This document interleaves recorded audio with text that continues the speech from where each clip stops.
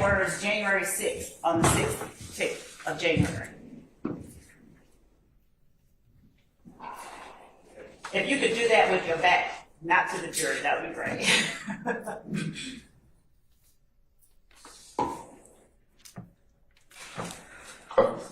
All right.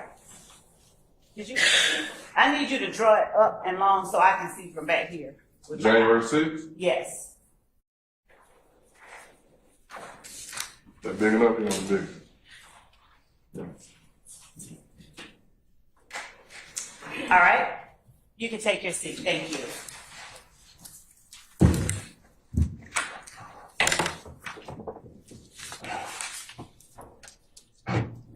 Where were the shots fired, did you say? The reports of the shots fired? Parking lot of Club Crucial, in and around Club Crucial. What is Club Crucial? A nightclub in the city. Do you know, are you familiar with Club Crucial? Were you familiar with Club Crucial prior to January 6, 2015? Yes. Would you tell the jury, when you say a nightclub, what days that you were familiar with the club being in operation? Club Crucial is basically an inner city hood nightclub that guys go to Monday nights. We were familiar with Club Crucial because they have Queen of the Ring Monday nights. All right. I need you to slow down just a little bit. When you say we, who are you talking about? Myself and my partner, my unit, Atlanta Police Department. And when you say Monday nights, what was it that you talked about with Monday nights? It's called Queen of the Ring. What is Queen of the Ring? Queen of the Ring is based. Your Honor, Mr. Adams, I'll overrule the objection. what is Queen of the Ring? Queen of the Ring is lady boxers. The girls basically put on gloves and box, and usually the guys watch or bet on it or enjoy the festivities of it. Was Antrevia Smith one of the fighters in Queen of the Ring? Objection to leading. I'll sustain the objection to one. You can praise. Are you familiar with Antrevia Smith? Yes. Are you familiar with Antrevia Smith as a result of this investigation that you're talking to the jury about? Yes. Did Antrevia Smith ever participate in Queen of the Ring? Yes. Objection, Your Honor. Hearsay. Overrule, sir. Yeah, lack of personal knowledge. Overrule, sir.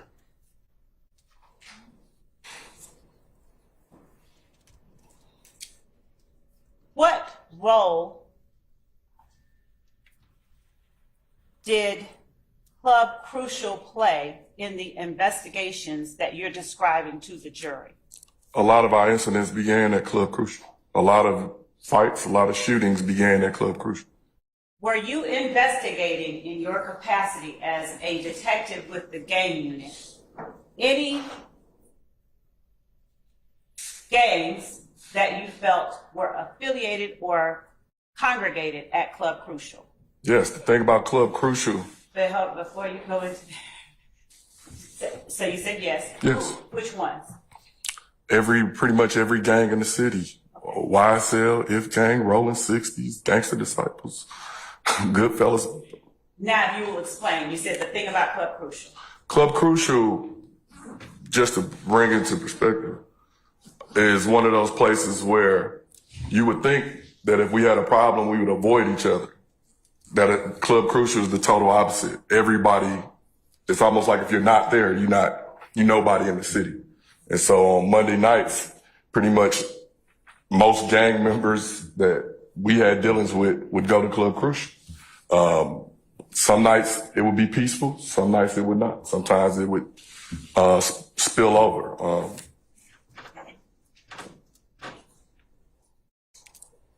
When you talk about some nights it would spill over, what do you mean? We often had incidents at Club Crucial. Tuesday mornings when we would come to work, we would have shootings at Club Crucial, or fights or incident reports from Club Crucial. When you mentioned YSL and If Gang, were you investigating those at different times or at the same time? At January 6th, we weren't investigating any of them. We just had an incident. As a result of further investigations later in 2015, As we investigated after the January 10th, which was the murder of Donovan Thomas, it led to us to backtrack and look at what led up to and what was coming afterwards. okay. And so as you look at the days before January the 10th, did you look at January 6th or investigate January 6th with relation to any two particular groups? Yeah. Hold on, that was Mr. Sharp and Mr. Adams. I'm both leading. I sustain Mr. Form. Did you investigate any of the groups that you named a second ago for anything related to January the 6th? Yes. What groups? Inglewood Family Bloods, If Gang, and YSL. Are Inglewood Family and If Gang the same thing? Both of them are blood gangs. At one point, they were all friends. Without, I'm going to object. This is Basis. outside the channel of late testimony, yeah, which is what is brought before us. Your Honor. Fact witness. Your Honor, what I'm doing is talking about specifically matters he investigated. Overrule, sir. Now, when you investigated January, Excuse me a second. Counsel, I can hear you talking back there, so please don't do that. All right, go ahead. okay.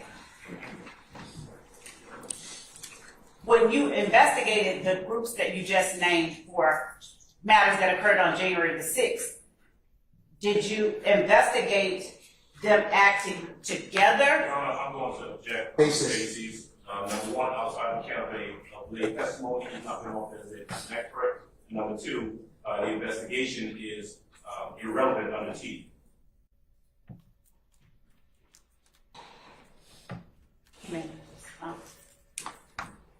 I'm gonna Yeah.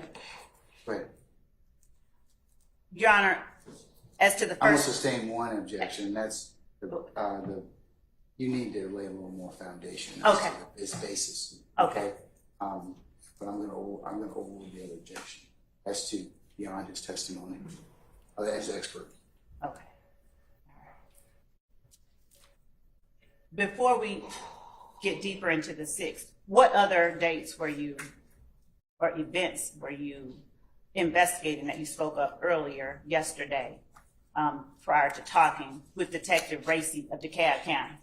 Cobb County. Cobb County. I'm sorry.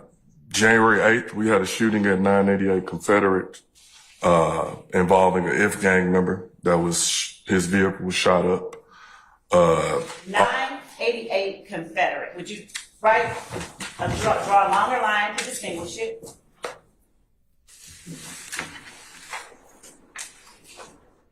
And draw a long line up, longer. January 8th on the timeline.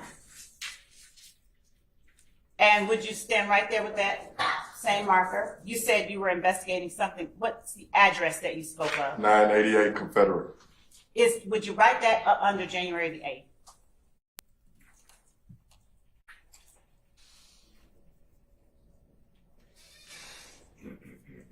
And you may take your seat. Thank you.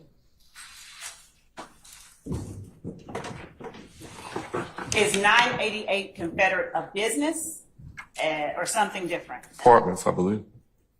Do you know the names of those apartments? I think that is Thomasville.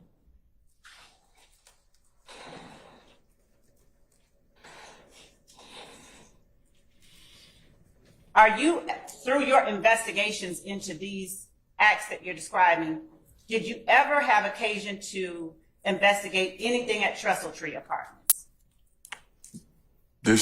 We had another incident there in October Okay. of 2015. Now, the January the 8th incident, would you tell the jury the victim you were investigating? The victim was Darren Mills. All right.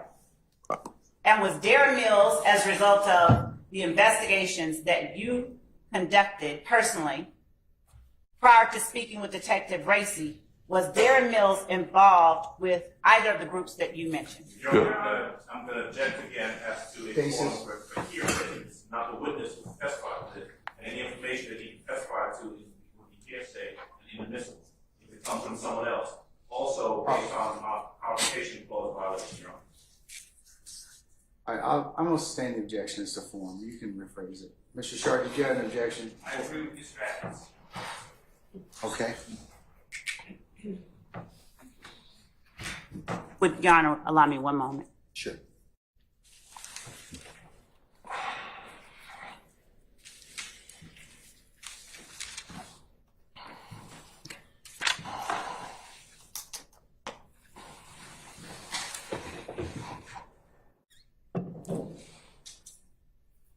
Did you ever talk to Darren Mills during this investigation? Yes. And do you know in what way he was a victim on January the 8th? How did you investigate him as a victim? Objection, Your Honor. Call for hearsay. Your Honor, I would. Overrule, sir. Confrontation clause. Overrule, sir. You may answer the question. In what way were you investigating Darren Mills as a victim? Not what happened, just was he shot, killed? No. What happened? How was he investigating? He was in the area and someone shot up his vehicle. Your Honor, Overrule, sir. on January the 8th, that someone shot up Darren Mills' vehicle. Correct.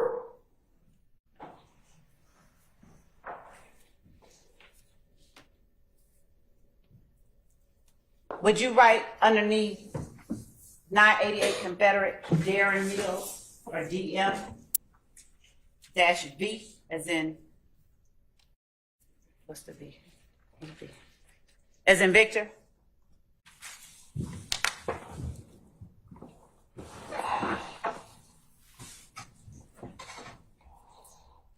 On January the 8th, did anything happen at Club Crucial before or after that shooting that you investigated? On January 8th? On January 5th and the 6th was Club Crucial. January 8th was 988 Confederate. And then we also had another incident Objection to non-responsive. on January 8th.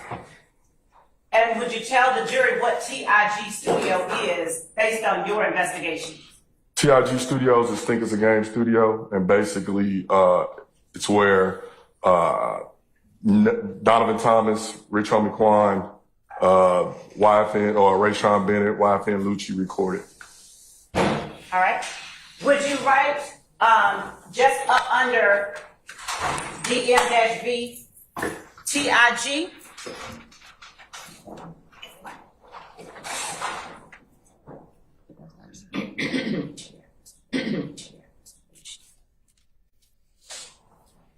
In relation to that, I'm going to show you what's already been admitted as State's Exhibit 21.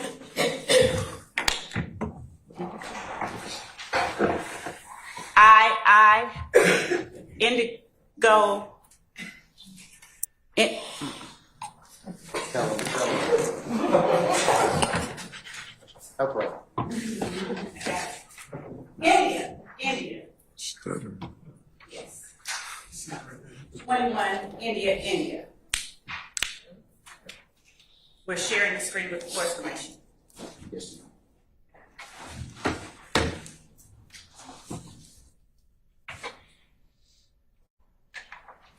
Do you recognize the area depicted in 21, India? Yes. What is that? 675 Metropolitan, that's the front of it. Okay. Let's go to 20, India. Is 20, India the address of 21, India? Yes. All right. Let's go to 19, India. Is that also the same studio? Yes. Go backwards. 18, India. Is that also the same studio? Yes. Are you able to indicate based on 18, India, the size that you were just describing, or is it not shown in this photograph? It's not showing. This is the front.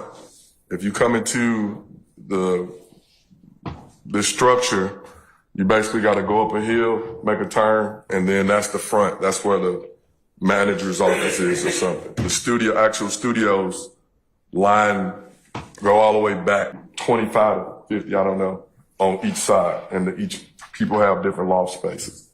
And as you're doing things with your hands that the record can't reflect, what is it that you're doing with your hands? Spaces, office. Can I use that? I don't want to miss it. You can flip over to another page and diagram for the jury, as long as you initial it at the bottom, what you're describing as it relates to 675 Metropolitan Parkway.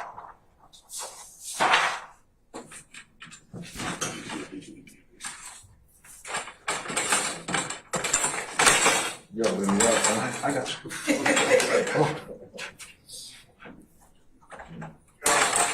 Well, that's a new report for Yes.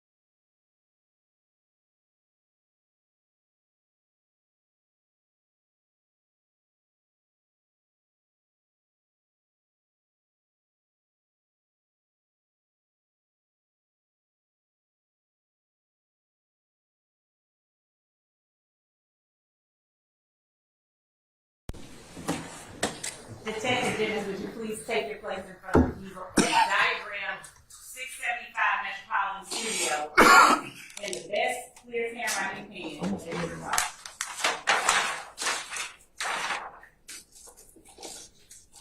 So this is the front. These are the lofts. And they go all the way back on both sides. And when you have on the diagram 675, what is that meant to denote? That's the Size front. that- That's the picture you just showed. That's the front of it. The red brick where the manager's office, that's the front of it. As you drive back, these are the loft spaces that make up both sides of the structure.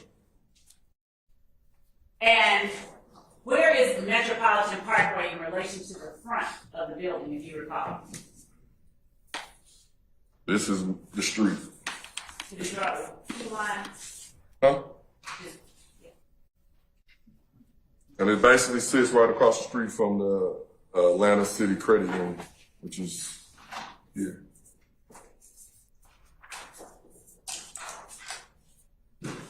And so I remember later, would you please write it as Metropolitan Parkway? I'll put Metro. You want me to spell it out? Yes.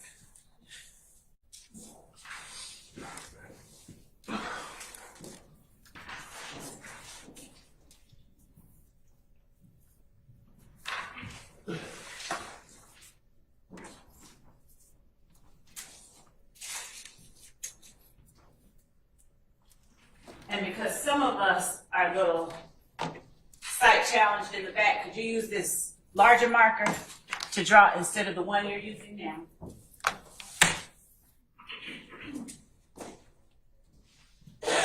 Which side was Thickets and Gaming Studios on?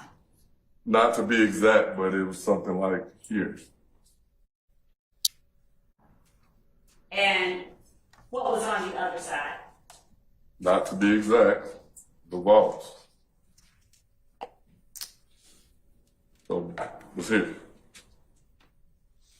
What is the vault? a recording studio. And based on the investigations you conducted, did anyone involved in the cases you described, you all investigated prior, you're talking to Detective Racing, record at the vault? Yes, Who? Young Thug, the YSL guys hung out at the vault. If gangs hung out at TIG. Okay. On January the 8th, did any of your investigations include property belonging to DeQuantes Lamar or Rich Homie Quan? Yes, And what property of Rich Homie Quan or DeQuantes Lamar? his vehicle got I'm shot. going to object in so much that it calls for hearsay. Your Honor, under Hassan,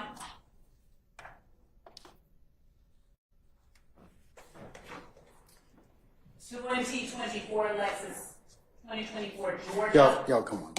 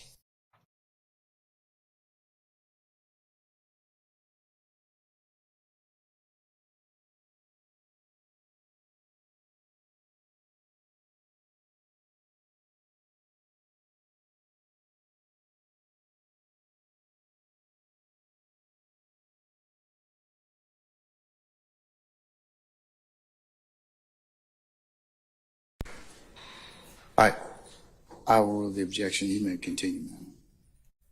And, Your Honor, may I have court reporter read that very last question that I was asking Detective Dennis, please? You may. Ms. Weaver?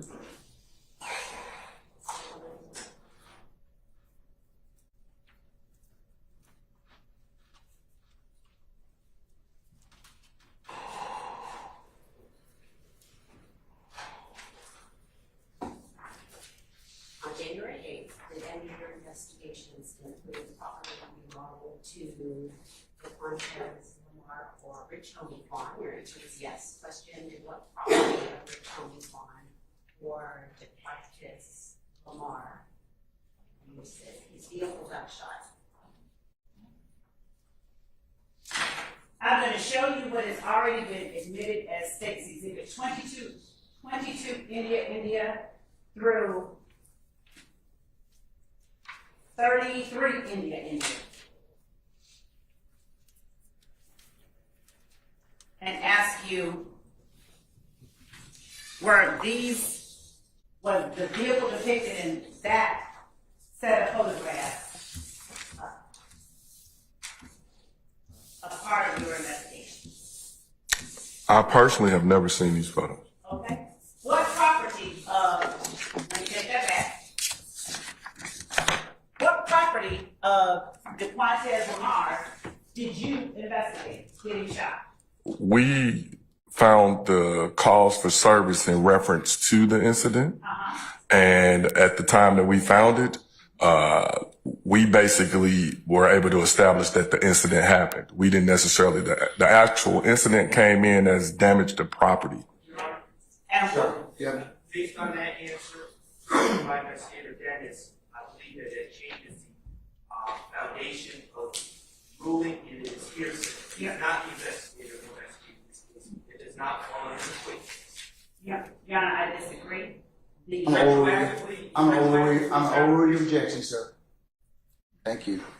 Thank you.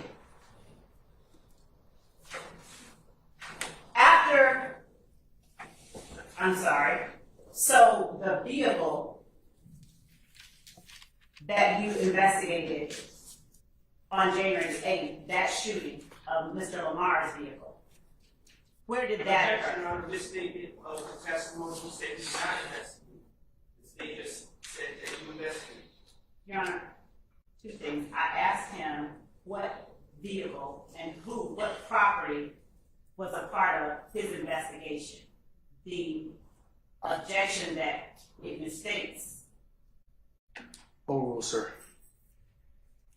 Would you please tell the jury what location it was that you learned or investigated as being the location where Mr. Lamar's vehicle was shot? 675 Metropolitan. And through your investigation that you conducted prior to talking to Detective Racy, did you establish any relationship between Mr. Lamar and either Think It's a Game or any other studio at 675 Metropolitan Parkway? Yes. Go ahead. That's the recording studio that he recorded at. Which, To our now, TIG Studios. through your investigation, did you learn who the owner of TIG Studios was? Yes. Who? Gervin Fly is his nickname. I don't know his nickname. Was it Gervin Fly Henry? Objection to the leading. I sustain the question. I withdraw. Would you please just state for the record again who it is that you said? We knew him as Fly. And that first name, is it Girbin? Yes. Okay.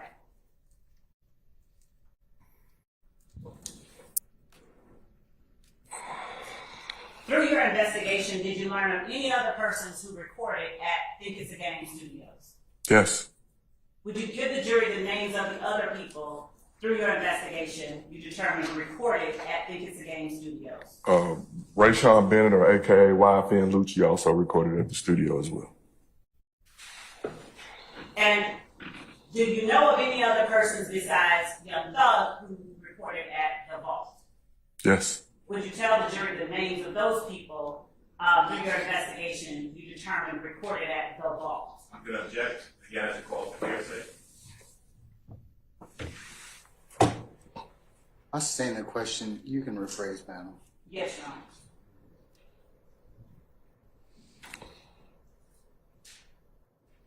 How many people, other than Young Thug, did you learn through your investigation recorded at the vault? Your Honor, same objection. Overrule, sir. Ask for a continuing objection, please. It's noted, sir. From our investigation, it was a functioning studio, so several artists recorded at the studio. Through your investigation, did you ever determine whether anyone affiliated with YSL recorded at 675 at TIG or I think it's a game? No.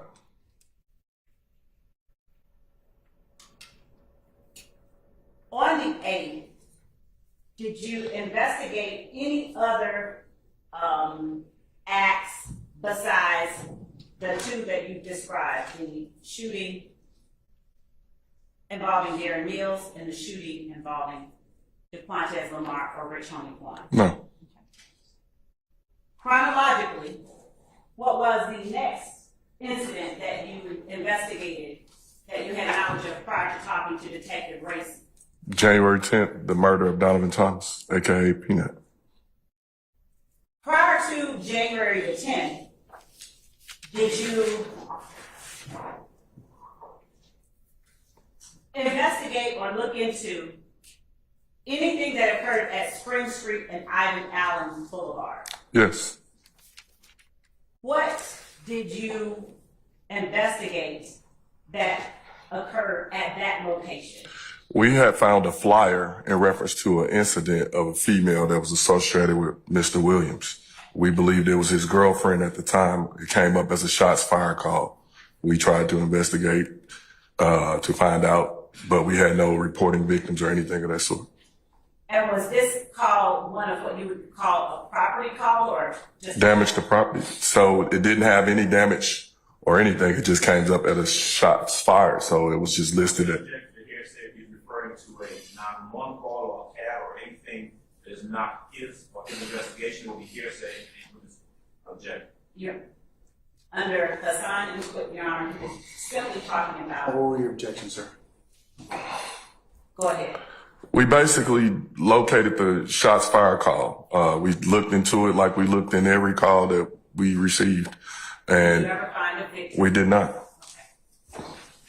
Did you ever find a projectile? We did not. And did you ever locate the person who made the call? We did not. Did you endeavor to do either of those things? We did all of that. Okay. And I object to the relevance and that to be stricken based on all of the responses. Overrule, sir.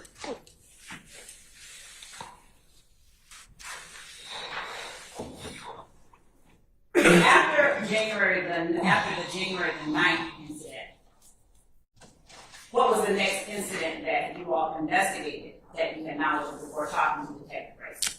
The murder of Donovan Thomas. And where, based on your investigation, did that murder take place? 330 McDaniel Street, McDaniel and Northside Drive. Is that in Wilson County? Yes. Now, would you on that map draw a line up on a timeline? Draw a line up from January 9th?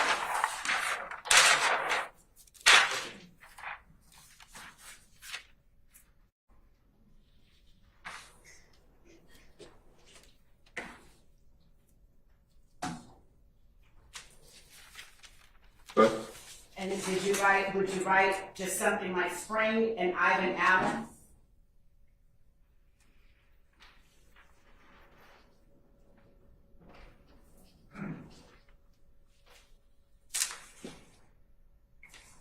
Shots. And what was the flyer that you said that you located? It was for an event that was at the location. It's a hotel right there at the location. Do you remember what kind of event? I don't. Okay. Now, would you draw a line up from the 10th?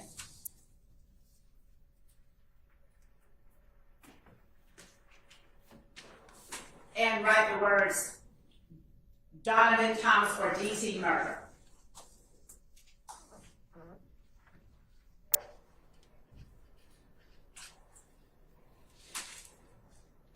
I'm gonna give you a chance to take a seat for a little bit.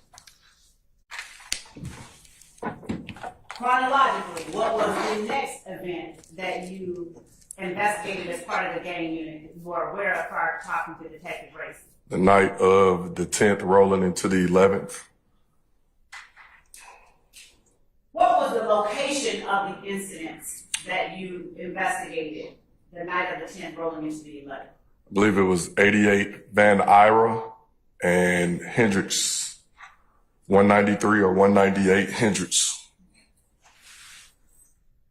And what type of incident took place at those locations? Buildings, houses shot up. And who in your investigation was connected with those locations? Objection, calls for hearsay.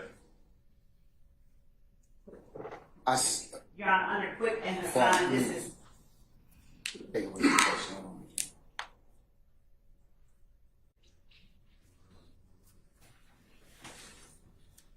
Overrule the objection. who in your investigation was connected to these locations, if anyone? These are family members of Kenneth Copeland. Would you write on the map, like draw a line down from January the 11th, and write shots, 88 Van Ira, 193 Hendricks, and KC?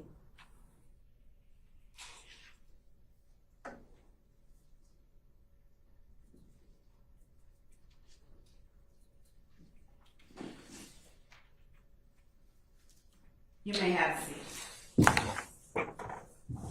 Were these locations of KC's family or people? Yes. Okay. And were these locations the targets of the shots that were fired? To our knowledge, yes. Objection, calls for speculation. Hold on. That was Mr. Adams and Mr. Sharp. I'll rephrase. I sustain the objection. Did the reports that you investigated originate from the occupants of 88 Van Ira and 193 Hendricks? In other words, you understand that question? Yes. Objection on hearsay. Overrule, sir. Go ahead. Yes.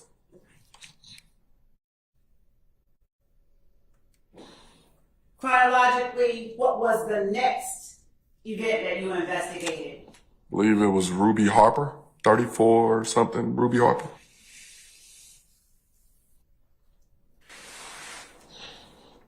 Did you investigate an event at 349 Cleveland Avenue on January the 12th, 2015? I I stand. I'm gonna overrule the objection. Was that one of the events involved in your investigation that you conducted prior to talking to Detective Ray? yes.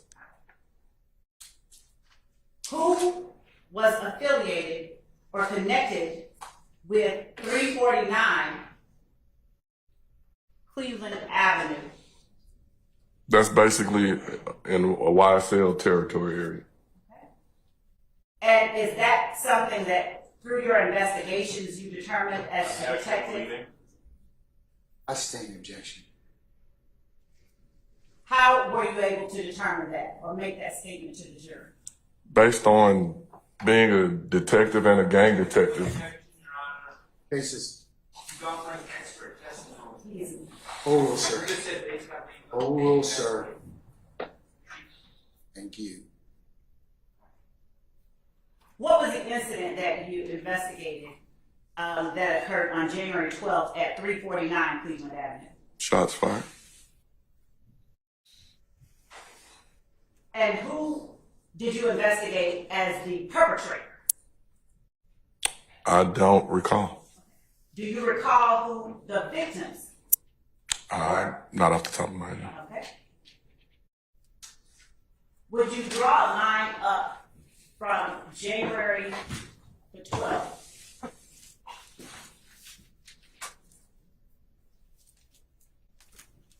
And right, 349 Cleveland, shots fired.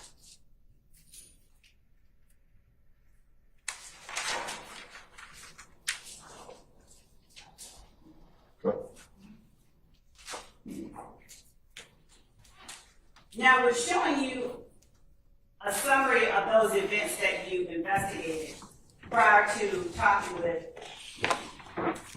Detective Racy.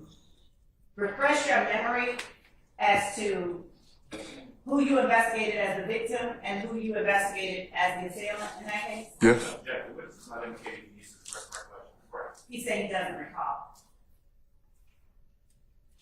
I'll rule the objection. You may refresh his memory. Thank you. Your Honor, we're going to label this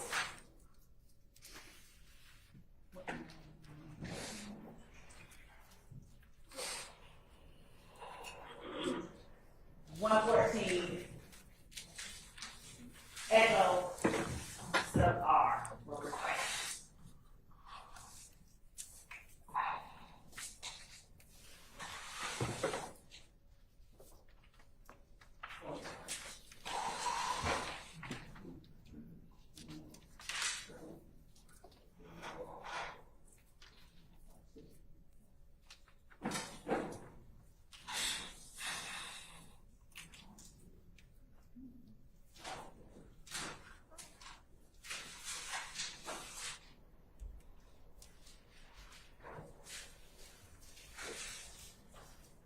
And showing to defense what has been labeled as 114 ER previously provided.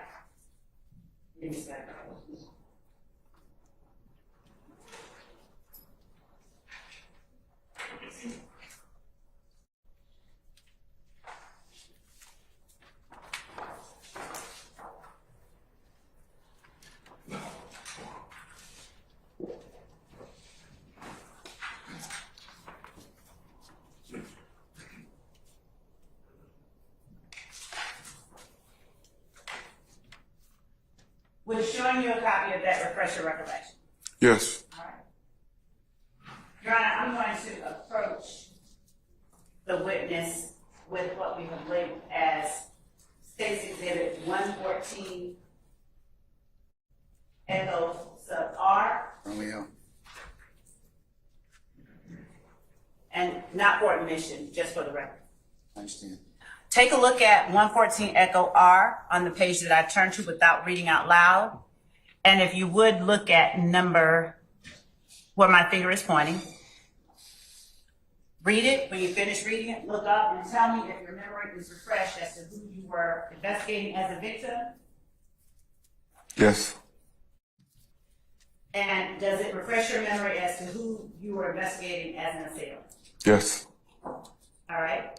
First, tell the jury who, without reading, who it was you were investigating as the victim in this particular case. The victim was Summer Good, And who did you investigate as the assailant? Kelvin Watts.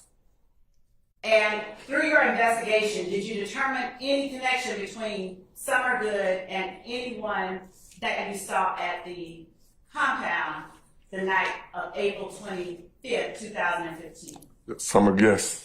And who was the person you determined had a connection with Summer Good that you saw at the compound that night? Quindarius Zachary. Did you investigate any other? What was the next event that you investigated chronologically that you were aware of prior to talking to Detective Racy about the shooting from April 26, 2015? Yes, sir. I tell you what, do you want? I understand on good authority that we need to take a comfort break. So why don't we go ahead and do that? Let's take 15 minutes, okay? Sir, Detective Dents will go ahead and let you take 15 minutes as well, okay? All right. All rise.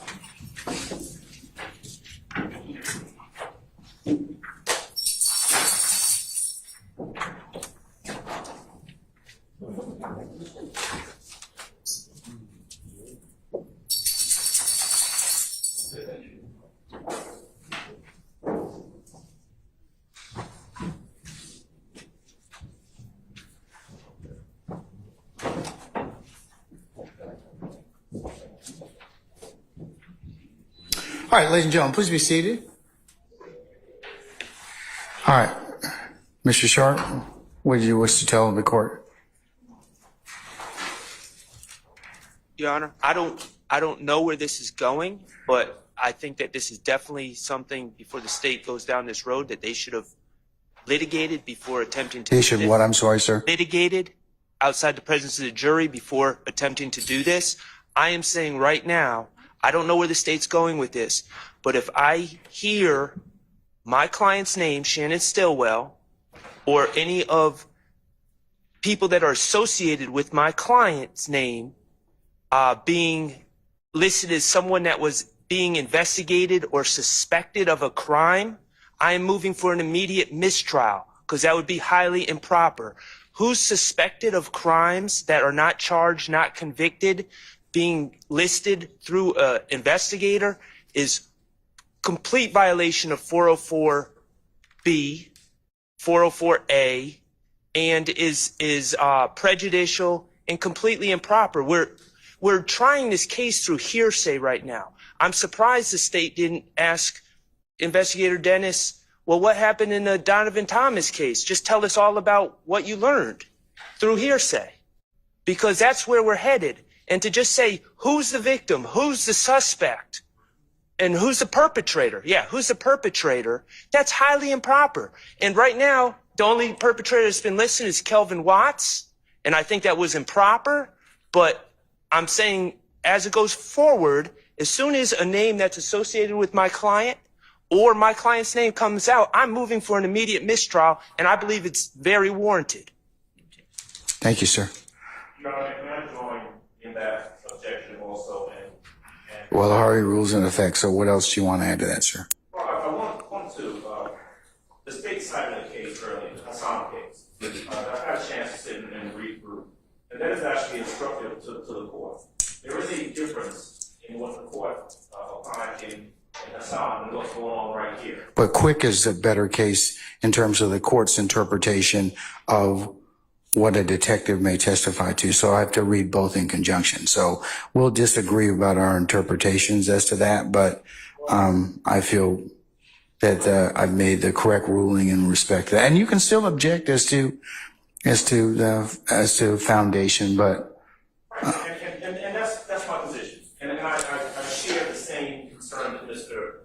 Sharp has, which is that they have witnesses that they can call to testify about the individual incidents. If it's relevant, it comes in and those witnesses testify.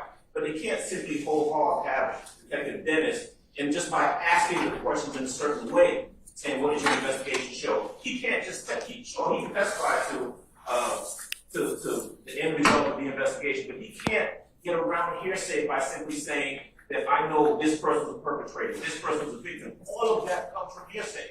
In the Hassan case, that detective was not allowed. Of course, that detective did not testify about information gleaned from other detectives or information gleaned from the investigation. They were very clear in Hassan as to what was admissible and what was not. And what he is testifying to right now is not admissible. They can't call those witnesses. And they've got 200 witnesses on the witness list. They're trying to get around calling those witnesses by trying this case, as Mr. Sharp said very aptly, by hearsay. And that deprives us of the ability to confront those witnesses. If the detective says, well, this person I determined to be a perpetrator, this person I determined to be a victim, we have no way of confronting that if it's just coming in based on his hearsay testimony. Oh. I would object. I would be in the same position and ask for the state to not be allowed to continue down that road. Okay, all right, state. Your Honor, Quick is as the court has pointed out, Quick is the most on-point authority that we have for our questions that we are asking Detective Dennis. We are, as Mr. Adams correctly stated, we are intentionally not asking him who did this, who did that. We simply are asking him, who did he investigate as the perpetrator? Who did you investigate as the victim? And later, when we get into other questions, we will have a proper basis and foundation for his knowledge of these other questions related to incidents that occurred after the April 25th, 2015, April 26th and 25th, 2015 incident. involving the shooting of Lil Wayne's bus and how he aided Detective Racy in that investigation. Previously, Detective Dennis was asked questions about why he became involved in a Cobb County incident. Detective Dennis testified aptly that as a result of events that he was already investigating, he was able to do X, Y, and Z. There are certain steps that he took, certain places that he went that involve the incidents that he is simply speaking to the jury about his who, where, and what he investigated, not offering any statements by anyone. We're not arguing this is that, he pled guilty to that, and we're not going to offer any improper hearsay or testimony that might infringe on anyone's rights in this case. All right, councils, take your break. We'll see you in a few minutes.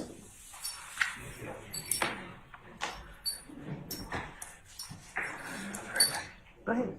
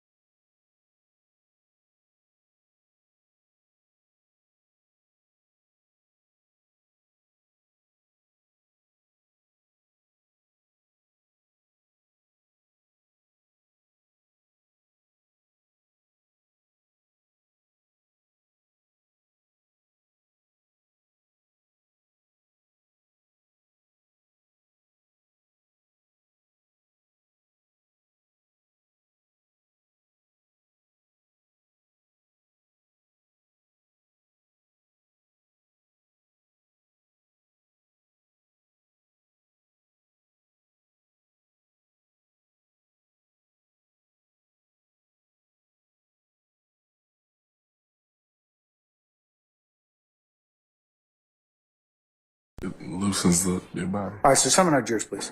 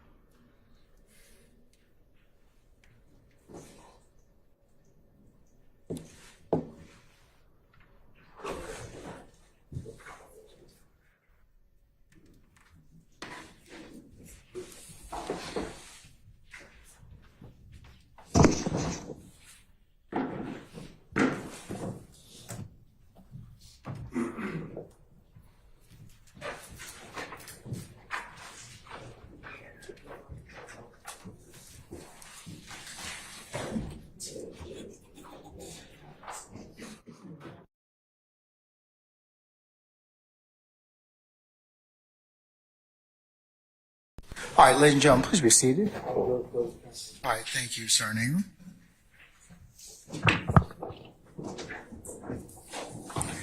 All right, you may continue. Detective Dennis, looking at the diagram that you have been drawing on for the jury, have you gone past the January date to continue writing Yes. incidents? So would it be helpful if we just turn to a clean page to continue the rest? All right.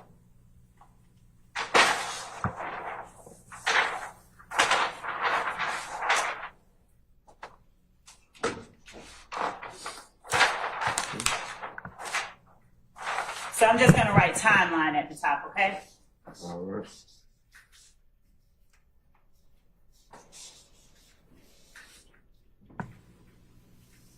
Would you tell the jury what incident that you investigated chronologically next that you had knowledge of prior to speaking with Detective Racy? 878 Oakland. Now, on January the 12th, did you investigate an incident involving 193 Hendricks? Yes. And whose home is that? That's the brother of Kenneth Copeland. And that was January the 12th, Yes. 2015. And what type of incident were you investigating as it related to the information you had before speaking with Racy?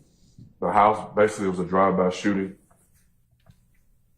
So, drive-by, Yep.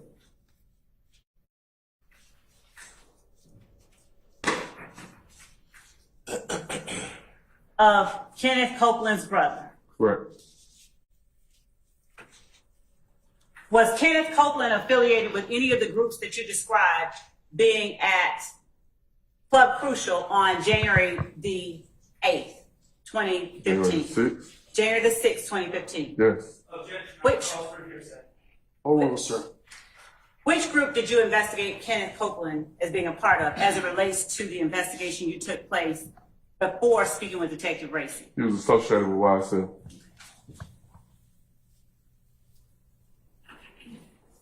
All right. The incident you spoke of at 878 Oakland, what date did that occur? The 13th, I believe. Do you need to refer to your timeline to refresh your memory? Yes, Okay. Have you refreshed your memory? I have. And what date did the incident at 878 Oakland occur on? January 13th, 2015. What type of incident was that? Drive-by shooting. 878 Oakland.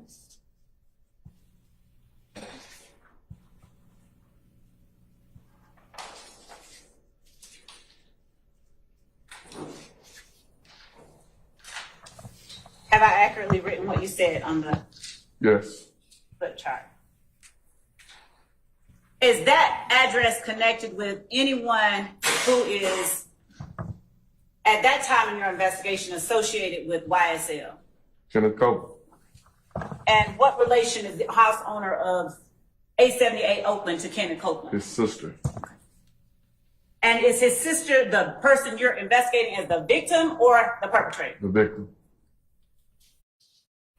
In the incidents occurring on January the 12th and January the 13th, are you investigating persons associated with YSL as victims or perpetrators? We're investigating as victims. Okay.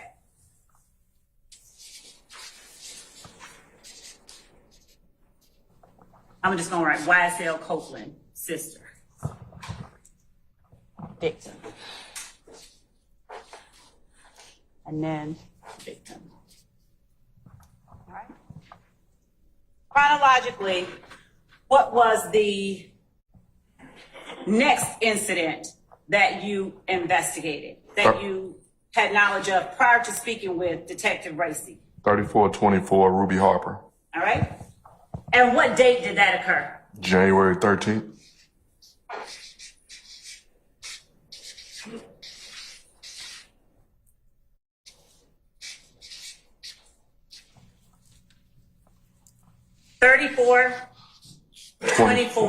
Ruby Harper.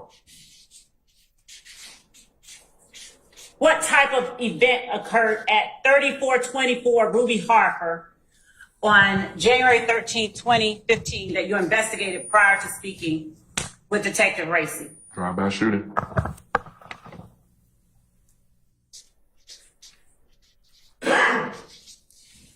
Is 3424 Ruby Harper in Atlanta? Yes. And is it in Fulton County? Yes. And who lived, did anyone at 3424 Ruby Harper have any connection, based on your investigation, to anyone in YSL? Yes. What was the connection between the person at 3424 Ruby Harper and someone in YSL? The stepfather of Jeffrey Williams.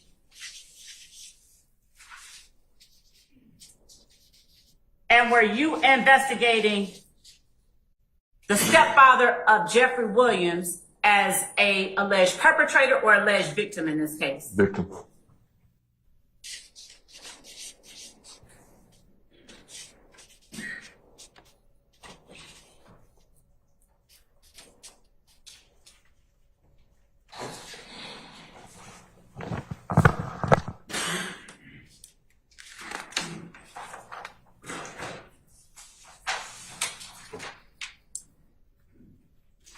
Moving forward, on January the 22nd, 2015, did you investigate any crimes or offenses that you had knowledge of prior to speaking with Detective Racy? What's the date?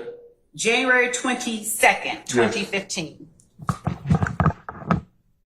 1007 Hill Street.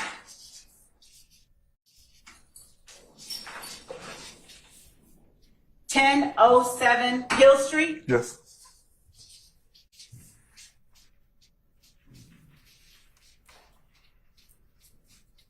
Is 1007 Hill Street in Atlanta? Yes. Is it a house, business, or something else? I think it's apartments. So it's a residence?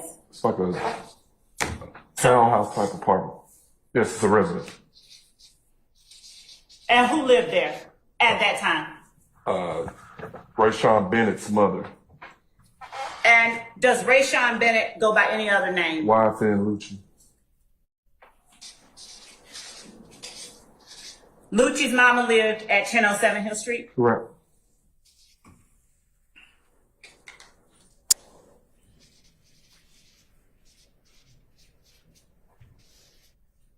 Does YFN Lucci have any affiliation or connection to any of the groups that you mentioned being at Crucial on the 6th? Yes. Which group? If gang.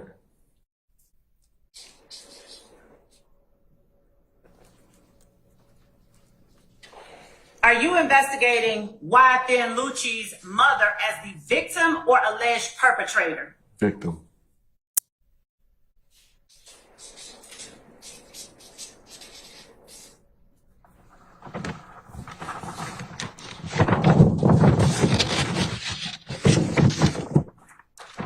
January the 26th of 2015, did you investigate any incident that you had knowledge of prior to talking with Detective Racy about the April 26, 2015 shooting of the Lil Wayne bus? Yes. What occurred on January 26, 2015, first, that you had knowledge of and investigated before speaking with Detective Racy?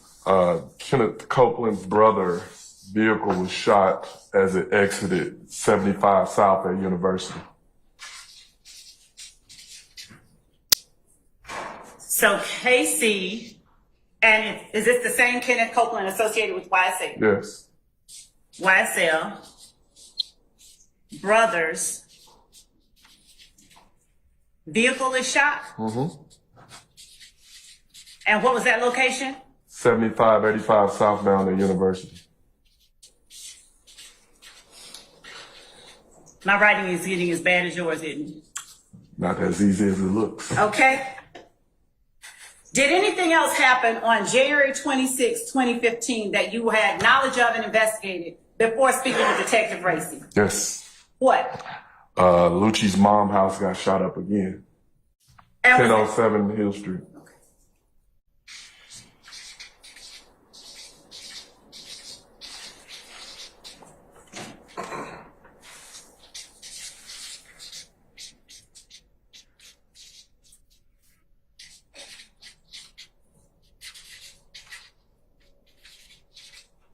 And was his mother the victim that you were investigating or the perpetrator you were investigating? Her and her boyfriend were the victims. They were actually shot.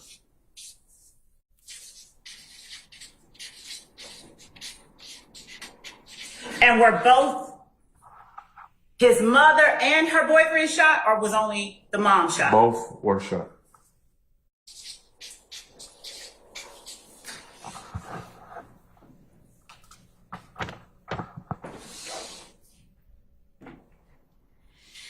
January the 28th, 2015. Did anything happen that you investigated and had knowledge of prior to speaking with Detective Racy that you considered pertinent to Detective Racy's investigation? Yes. What happened on January 28th, 2015? 2905 Springdale Road and Trivia Smith's apartment is shot up.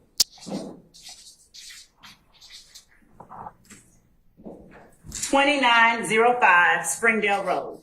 Mm-hmm. Is that in Atlanta? It's in Atlanta, but I think it's at East Point or College Park. I'm not sure. On the border. And Trivia Smith home shot up. Mm-hmm.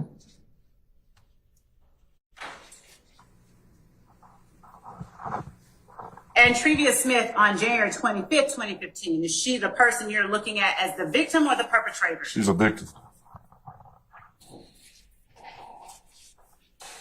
During that investigation, did Antrevia Smith provide you with any media? Yes. And what was the media she provided you with? She gave us a video from Club Crucial of Kenneth Copeland flashing a large sum of money. Did Antrevia Smith ever give you video footage of Moncton? I stand the objection. Did you ever obtain any pieces of evidence from Antrevia Smith related to either Quindarius Zachary or Antonio Sledge? Yes. And what was that?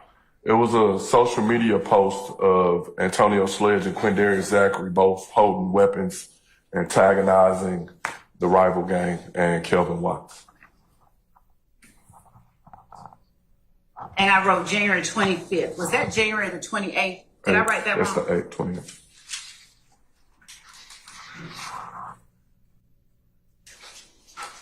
Sure. Who was it on the video antagonizing Kelvin Watts? Antonio Sledge, aka Moontoot, and Quindarius Zachary.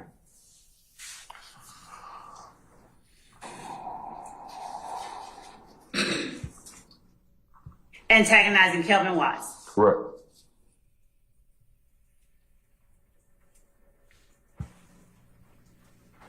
Now, is this the same Kelvin Watts that you told the jury about an event occurring on January 12th, 2015? Yes. During your investigation, did you determine whether Kelvin Watts was connected with any of the groups that you talked about being at Club Crucial as it related to the January 6, 2015 shooting? Yes. Which group? Fifth gang.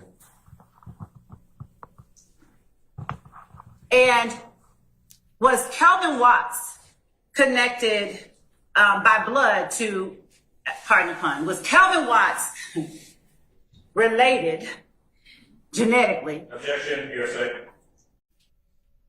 I sustain the objection. Did you find through your investigation any connection between Kelvin Watts? Objection, same, hearsay. Your Honor, Let her finish the question, Mr. Adams. did you find through your investigation any connection between Kelvin Watts and Donovan Thomas? I'm going to object. Overruled, sir. Overruled, sir. You may answer. Yes. What was the connection? And is this the same Donovan Thomas who was murdered on January 10th? Yes. All right. And what connection did you find between Kelvin Watts and Donovan Thomas, who was murdered on January the 10th? They're half brothers.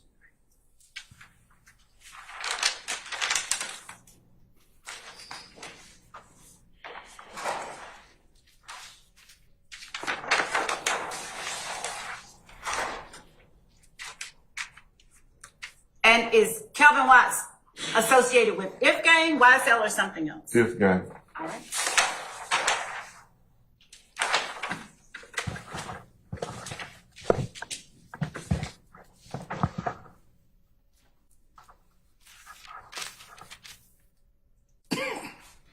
On February the 10th of 2015, did anything occur that you investigated that you found pertinent to Detective Racy's investigation of Yes. the April 26th shooting? Yes. And what occurred on February the 10th, 2015? Kelvin Watts was shot at 409 University Avenue.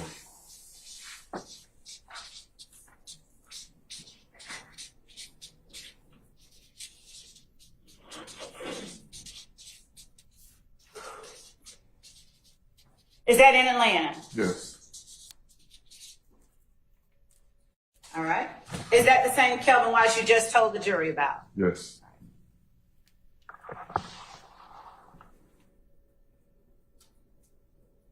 Did anything occur on February the 19th of 2015 as it related to your investigation prior to speaking with Detective Racy? Yes. What happened on February the 19th, 2015? 156 Maury Avenue, Kenneth Copeland was coming out of his home and was shot at with his girlfriend and their small child.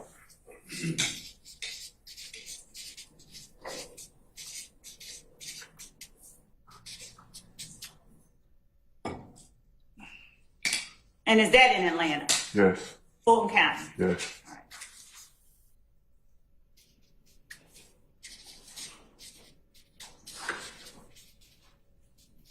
So with his girlfriend, GF, and child? Yes. Okay.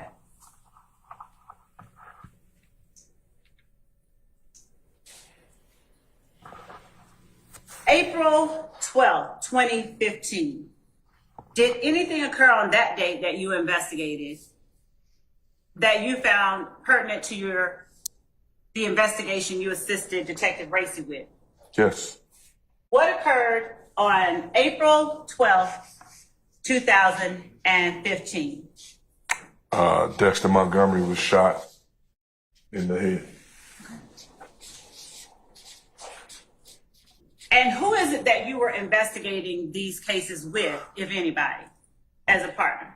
Me and Lakia Gaither were partners. We rode together every single day. You what? We rode together every single day. We're going to stick a pin in this one, April 12th.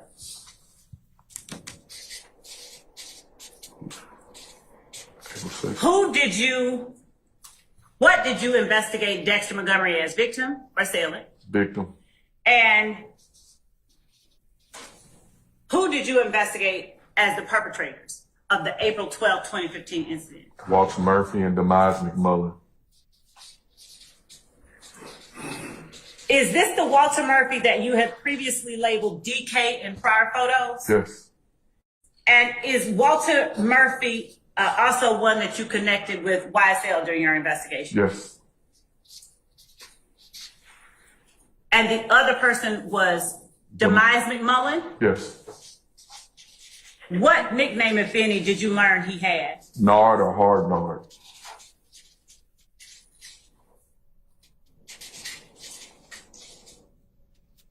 Did you investigate Kelvin Treadwell related to the April 12, 2015 incident? Yes.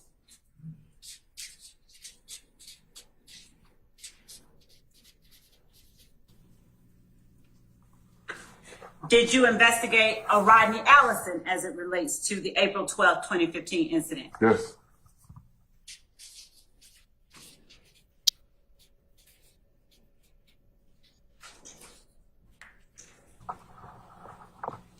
Did you investigate a person named Fatty as it relates to the April 12, 2015 incident? Yes. Murphy, McMullen, Treadwell, Allison, and Fatty. Did you investigate them all as alleged perpetrators? Yes.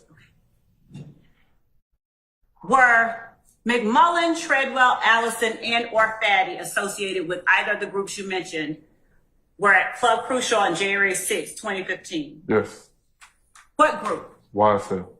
All of them? All of them. Okay.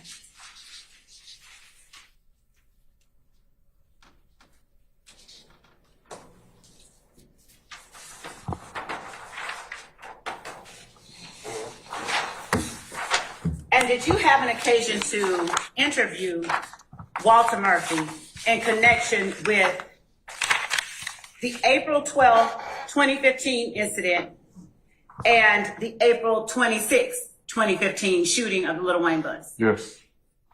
Who participated in those interviews with you? Myself and Lakia Gator.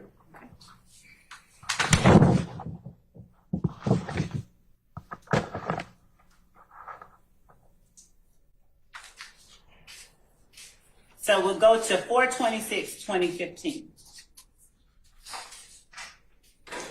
Lil Wayne bus shooting.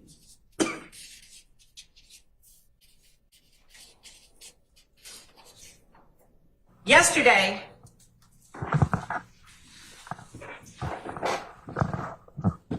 you talked about having written a report in that case. Yes.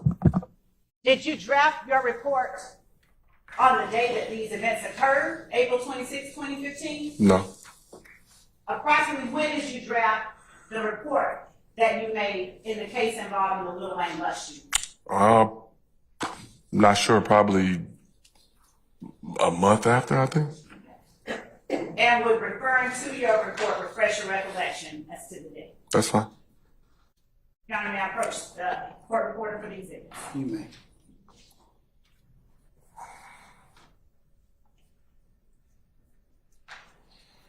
Showing you what has been admitted or marked for reference as State's Exhibit 113 Echo Romeo. Is this the report that you drafted? Yes. Looking at that report, does it refresh your memory as to when you prepared the report? Yes. And what date did you prepare the report as it relates to the Lil Wayne bus shooting on April 26, 2015? May 26th. Would you tell the jury why you prepared a report for an event occurring in April on May 26, 2015? Because initially it was no crime on us. It was on Con.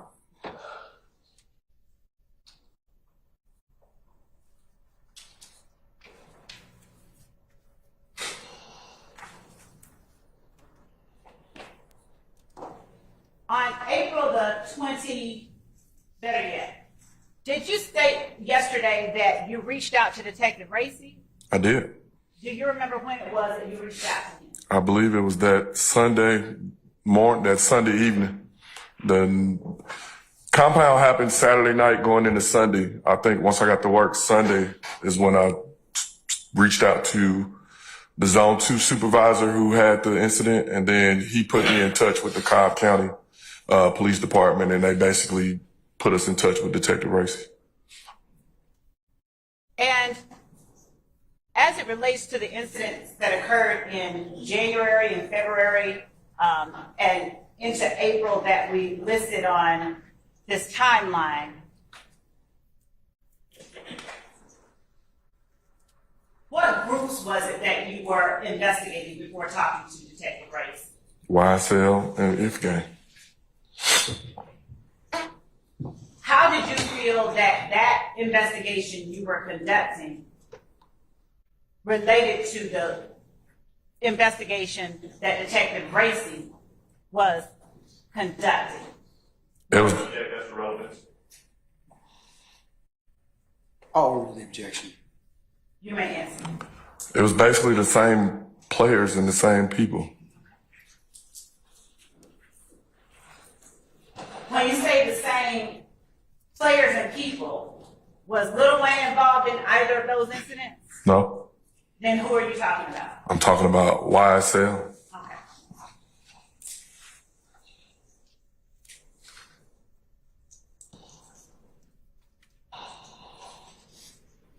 Let me, before getting into all of the ways that you assisted Racy, ask you this. On April the 28th, 2015, did you investigate any events related to one or more of those same people that you were looking at as a result of April the 26th shooting of Lil Wayne's bus? Yeah, say that, rephrase that, or say that again. April 28th, 2015, did anything happen that you investigated Yes, that was related to people connected with the April 26th, 2015 shooting? yes, I investigated. Did anything happen at Adele Drive? Drive-by shooting.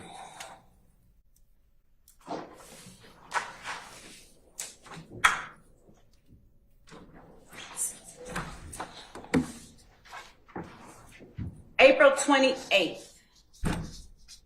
That would have been a what day of the week? Monday night going into Tuesday, I believe. April 28th, 2015.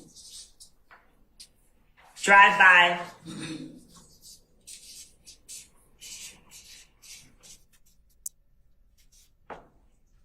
And what was the location of that drive-by shooting? 1428 Adele Drive. Is that in Atlanta? Yes. Would you describe where that is in Atlanta? Zone 1. Near the AUC, kind of. And by AUC, is that the Atlanta University Center? Yes. Consisting of Spelman, Morehouse, Clark, Yes. Morris Graham.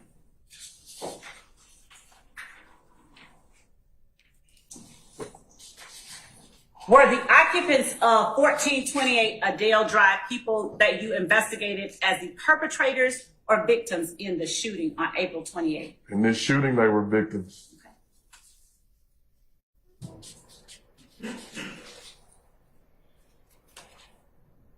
Were the occupants of 1428 Adele Drive connected with anyone in one of the groups, If Gang or YSL? They were related to If Gang.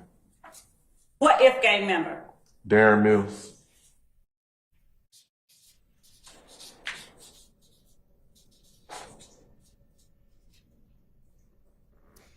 And what relation to Darren Mills did the occupant of 1428 Adele Drive have? The victim? Yes. The victim was his aunt. Okay. Did his mother also live there? Yes. Okay. The aunt was shot, and the mother, was she shot? No. Was she inside the residence when the shooting occurred? Yes. Okay.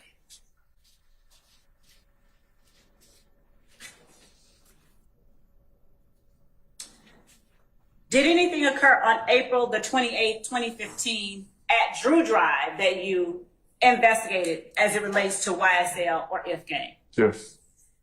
What happened on April the 28th, 2015 at Drew Drive that you investigated? A drive-by shooting. And what was the address of Drew Drive? 1903 Drew Drive, Northwest.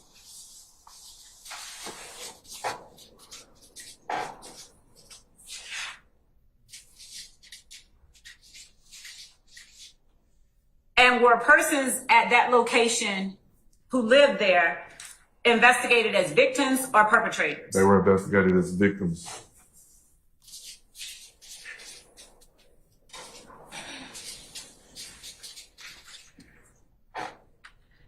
Did anyone live at 1903 Drew Drive who was connected with either YSL or If Gang through your investigation? Yes. Who? Philip Collins. He's the brother of Darren Mills. And did Philip Collins alone live at, and this is an apartment complex, house, or something else? I believe it's an apartment, and it's his girl. I believe he stayed with his girlfriend. Okay.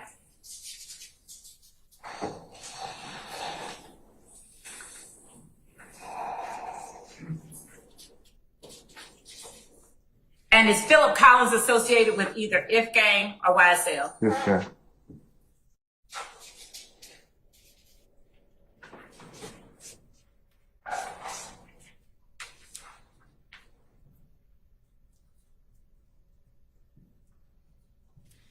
April 28th, 2015. Does anything occur as it relates to Kenneth Copeland? Yes. What occurs? He was at the Dunbar Rec Center with an assault rifle, or they deemed it a pistol, but it was an assault rifle. Okay.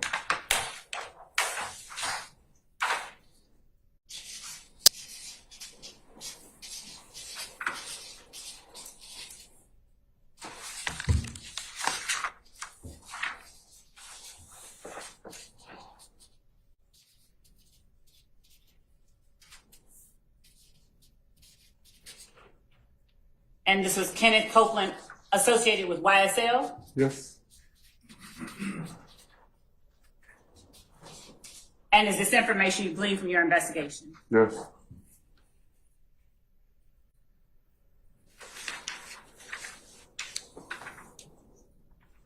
Did anything occur on May 7th, 2015, as it relates to YSL or If Gang that you investigated? Yes. What occurred on May 7th, 2015, that you investigated as it relates to YSL or If Gang? Quindarius Zachary was caught with an assault rifle at, 151 Cleveland Avenue, the BP station. At 151 Cleveland Avenue? Yes. Was that the first time that you had investigated 151 Cleveland Avenue as it relates to either YSL or If Gang? It's located in the YSL area, Cleveland Avenue. Basis. Also testimony is beyond the can of relatedness. I'm over objection, sir. So it's in YSL territory? Yes. Objection to the testimony by the DA.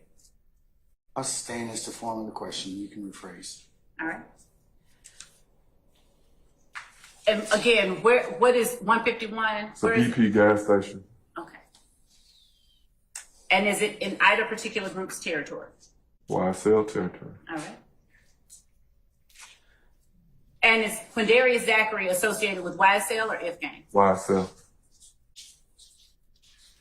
And was he the alleged perpetrator or victim in this case? He was arrested with that firearm. He was arrested with that firearm. Without speaking any single word that he may have said, did you interview Quindarius Zachary as a result of this incident and any of the other incidents that we have talked about before now? Yes. Did anyone accompany you during that interview? My partner. Is that Detective Gaither? Yes. And was that interview recorded? Yes.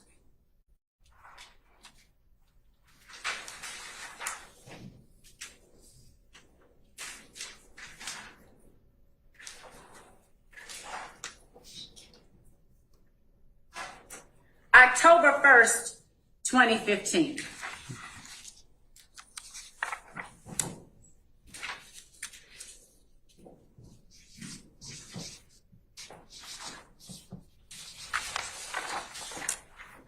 Did anything happen that you investigated involving either YSL or If Gang?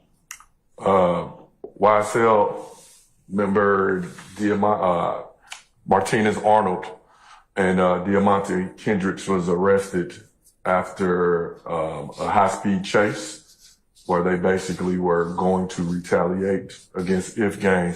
Objection, Basis. false speculation. I'll sustain the objection. Look at me first.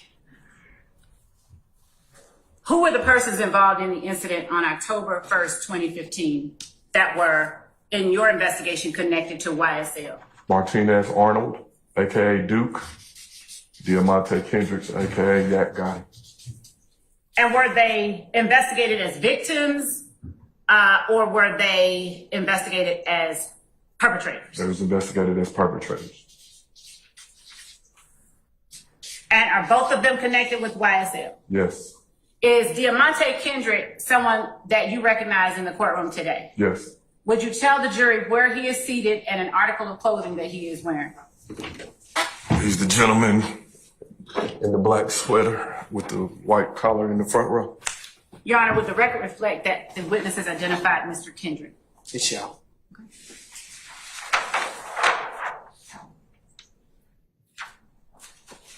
You also spoke about Jeffrey Williams earlier. Is Jeffrey Williams anyone that you recognize in the courtroom today? Yes. And would you describe where he is sitting and what he is wearing for the record? The tan and red sweater with dreadlocks in the second row. And who is he seated between? They don't want me to call hair colors today, so Mr. Steele and I believe Mr. Adams. Your Honor, would the record reflect that the witness has identified Mr. Jeffrey Williams? It shall. Thank you.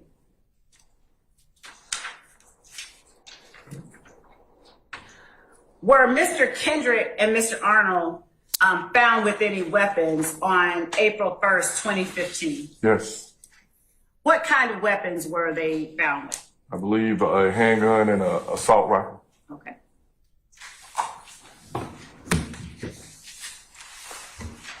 Through your investigation,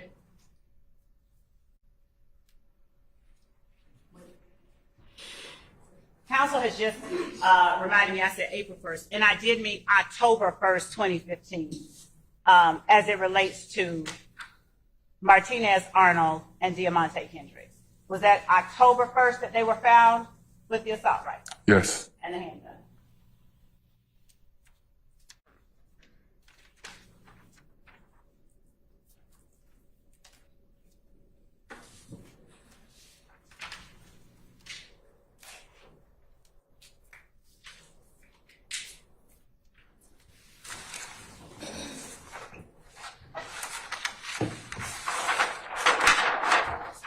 When you reached out to Detective Racy, what information did you seek to provide him that you thought would aid in his investigation? That A, I was there, and B, I kind of had an idea of the suspects involved.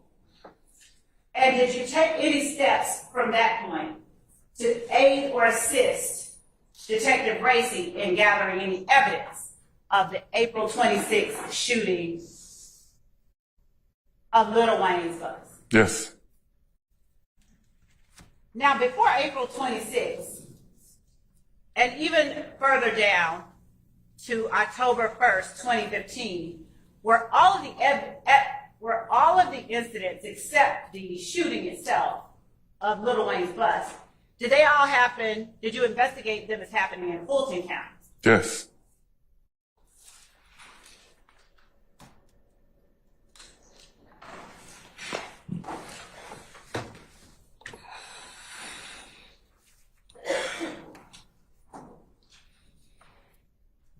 What was the first thing that you did to try and assist Detective Racy in investigating the April 26, 2015 shooting of Lil Wayne's bus? I tried to identify the individual I knew as Pee Wee or Roscoe, locate his government name.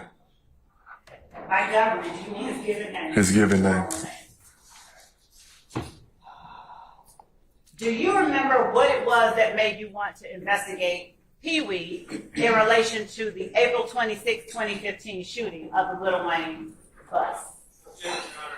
Basis. Motivation for investigation is relevant. I sustain the objection.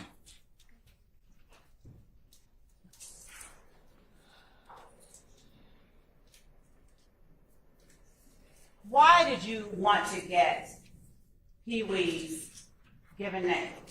I'm gonna object, that's the same question, that's this question. Your Honor, Why and motivation are the same thing? Go on, sir. Oh, go ahead, madam. Your Honor, for foundation, background for the jury, and information as to what in his investigation was relevant for a Cobb County case. Oh, I'll overrule the objection at this time. Why did you seek to learn Pee Wee's given name? Because I was there and pretty much involved in the incident, and I figured that Cobb County wouldn't be aware of everything that was going on. To them, it would have just been another random shooting. By providing them with background, they can understand pretty much what led up to the shooting and the motivation of it. All right. Did you talk to Officer Tyrone Finney at all about events that occurred on April 25th and 26th, 2015, before the Lil Wayne bus shooting? Objection, yes, and answer. I sustain the objection. Did you know at the time that you talked to Detective Racy, any information about why Officer Finney wanted you to stop Pee Wee's car?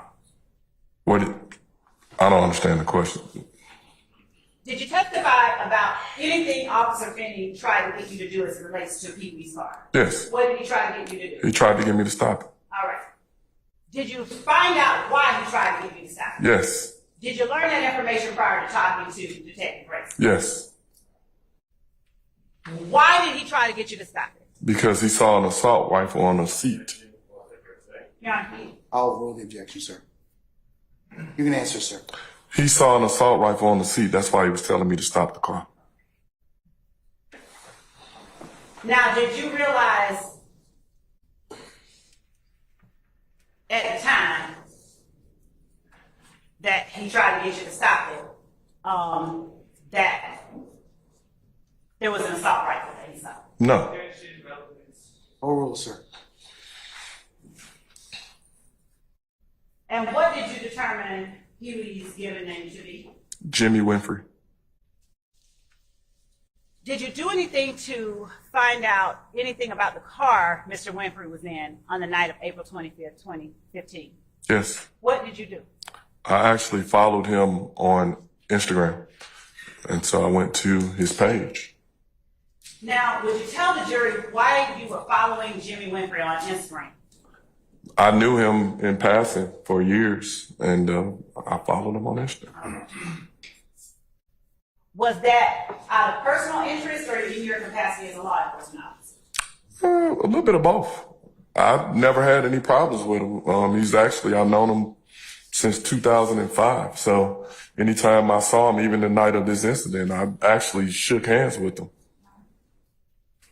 Did you find anything that you felt was pertinent to Racy's investigation on Jimmy Winfrey's Instagram? Yes, a picture of the white Camaro.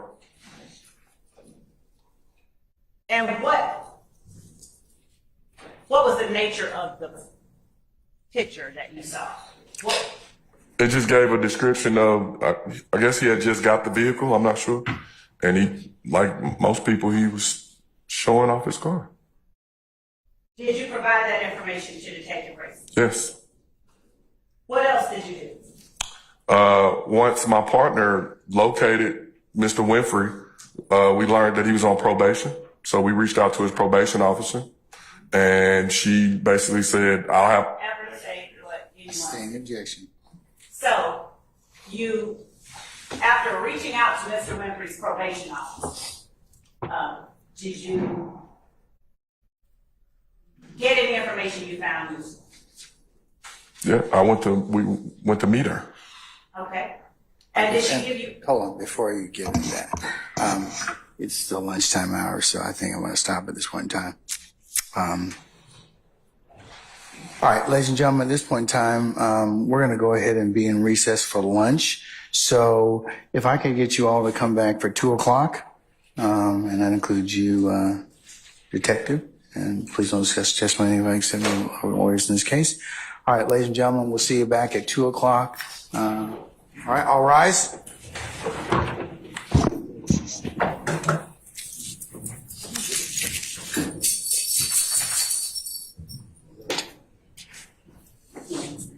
He knows it's time to get off. Thank you.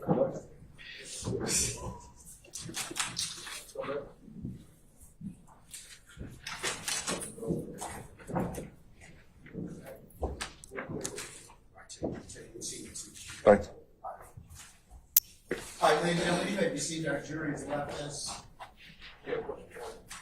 All right, we'll see you all back at 2:00. Recess.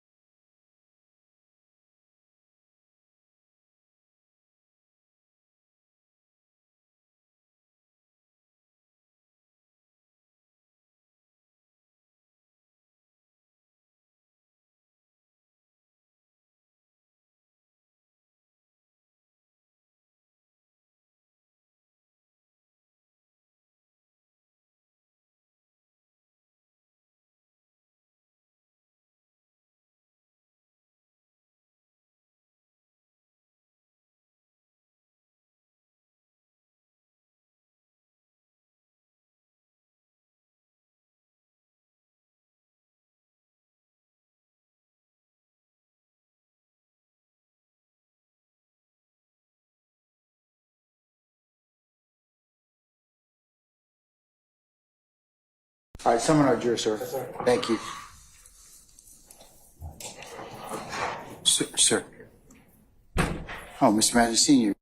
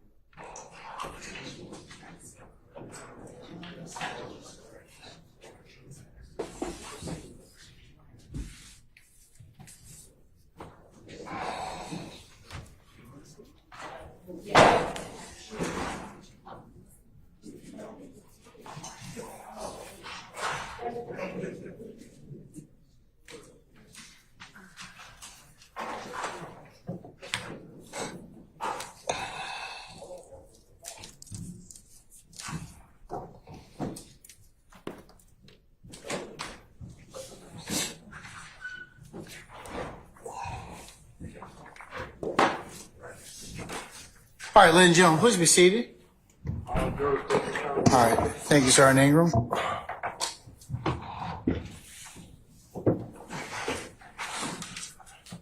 right, Ms. Love, whenever you're ready, ma'am, you can continue with your examination.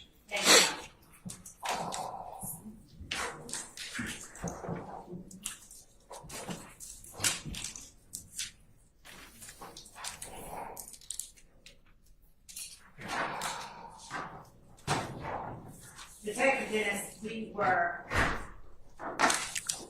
last talking about you're going to reach out to Mr. Winfrey's probation officer.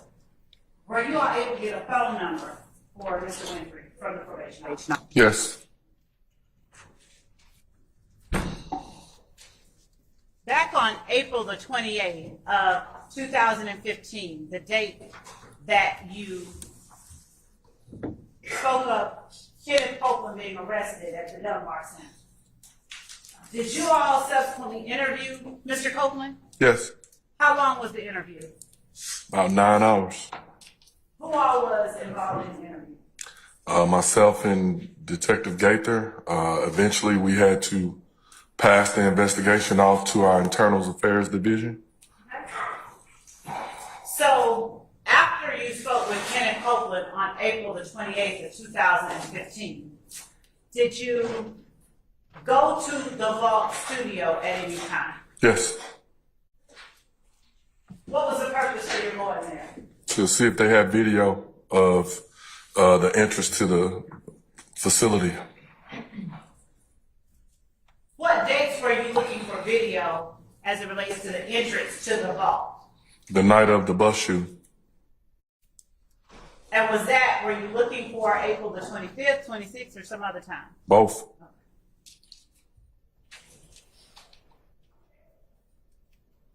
Were you all able to locate any footage from that night? Yes. Who was it that went to seek that footage? Myself and Detective Gaither. I'm going to show you what we have now marked as state's exhibits. 110 Echo, 111 Echo, 112 Echo, 115 Echo.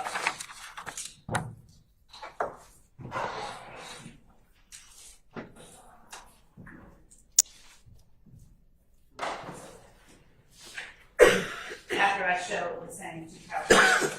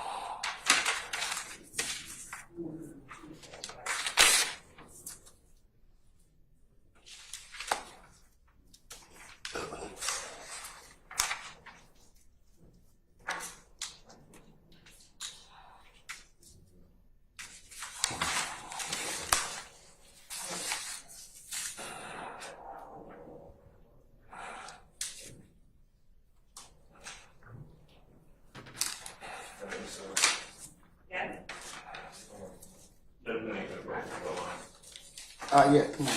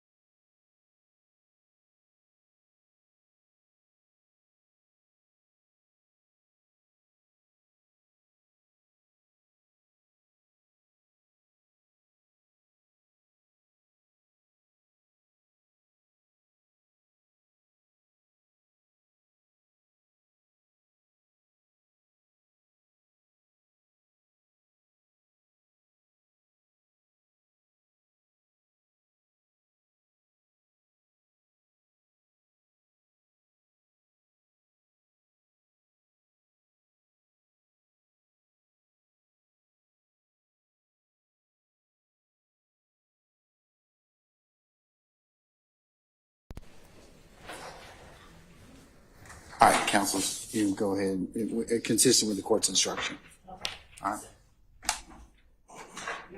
Maybe the excuse me. Just ask that. Yes, question, inquiry? Inquiry, yes.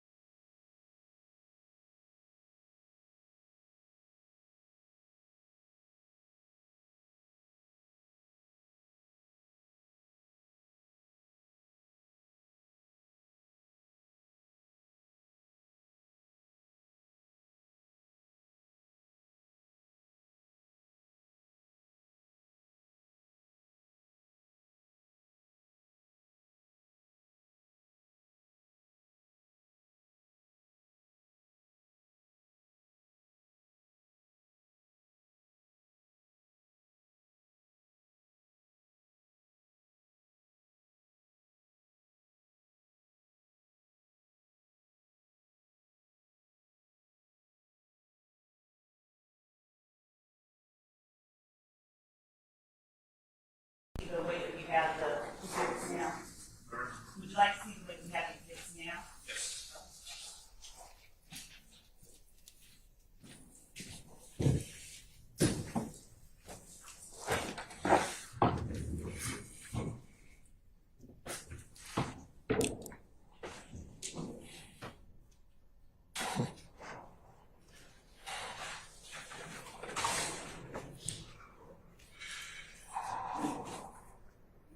I will show you what we have marked as state's exhibits. 110 Echo, 111 Echo, 112 Echo, and 114 Echo. Okay. With the court's permission, I'm approaching the witness. You may. All right, starting with 110 Echo. Do you recognize the imagery depicted in 110 Echo? Yes. Is that a fair and accurate depiction of the items photographed in 110 Echo? Yes. Your Honor, the state tenders State's Exhibit 110 Echo for evidence. Any further objection to 110 Echo?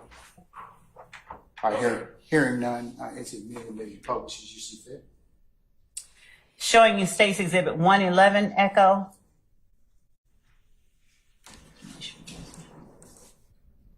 Do you recognize State's Exhibit 111 Echo? Yes.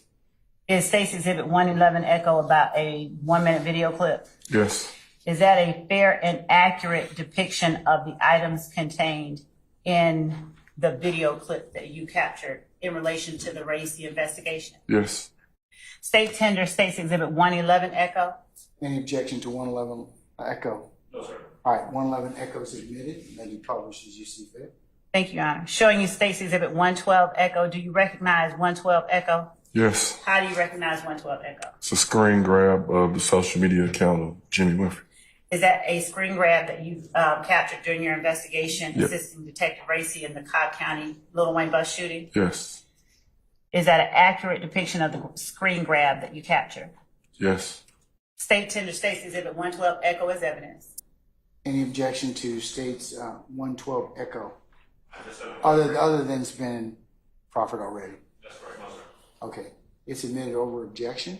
Showing you State's Exhibit 115 Echo. Do you recognize State's Exhibit 115 Echo? Yes. How do you recognize State's Exhibit 115 Echo? Screen grab from Jimmy Winfrey social media. Okay. And is this a fair and accurate representation of the imagery you grabbed from the social media page of Jimmy Winfrey? Yes. State tender State's Exhibit 115 Echo. Any further objection to State's 115 Echo? Just previous objection. All right, it's admitted over objection with redaction. All right, it may be published as you see fit. Thank you.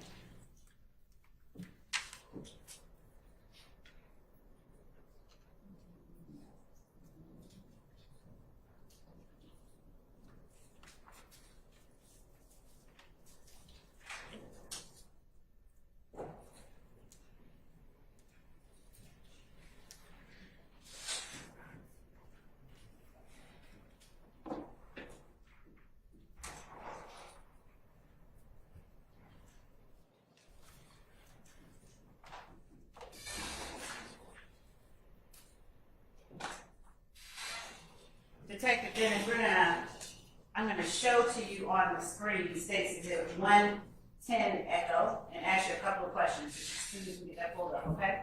All right.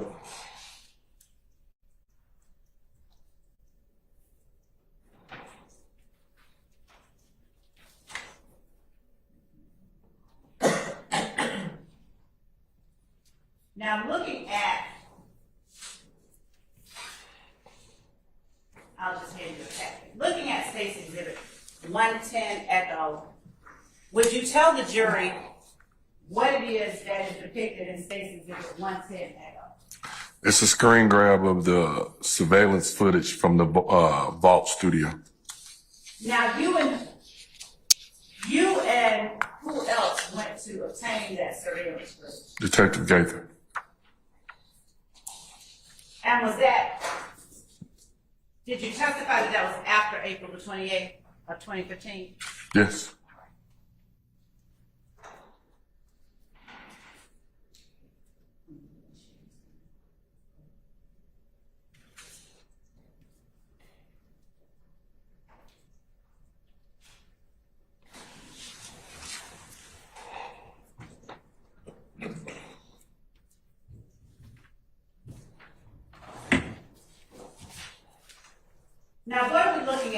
in State's Exhibit 110 Echo. That's on the screen now. We're looking at the screen grab of the surveillance footage from the Vault Studio. Or at 675 Metropolitan, the surveillance cameras right at the entrance of the location. Did you all have to do any legwork to find a location with surveillance footage? Yeah. And what was it that the date on that screen grab, did you determine whether the camera was accurately recording the date? I stand the objection as to form. You can rephrase. What, if anything, did you determine about the time on the surveillance camera? While with the person that was getting the video for us, He did not say anything. I'll overrule the objection at the same time. we learned that Objection if that comes from a hearsay statement from another witness. I'll guide it. I'll sustain the objection as to form. You can rephrase. Did Detective T normally get you all's video? yes, Did Detective T get this video? no, Did you and Detective Gaither have to get this video? yes, And when you went out to the location to get the footage of the entrance to 675 Metropolitan, did you observe the surveillance footage yourself? yes, Did you make any determinations about the date or time stamp on the surveillance system as you were watching it? yes. Overrule, sir. What did you determine as you were watching it? The timestamp was off. How much? Do you remember how much? I it was don't. off by? I don't. Okay.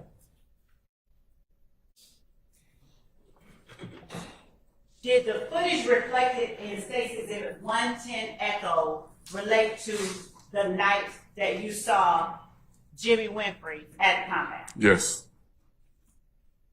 And is the footage depicted in 110 Echo imagery of before you saw Mr. Winfrey at the compound or after? before. And what is it that is depicted? What vehicle is depicted in State's Exhibit 110 Echo?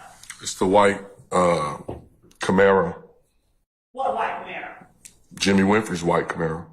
Is this the same one you saw him in on the night of April 25th? Leading Yes. into April 26th, right? Yes, Showing you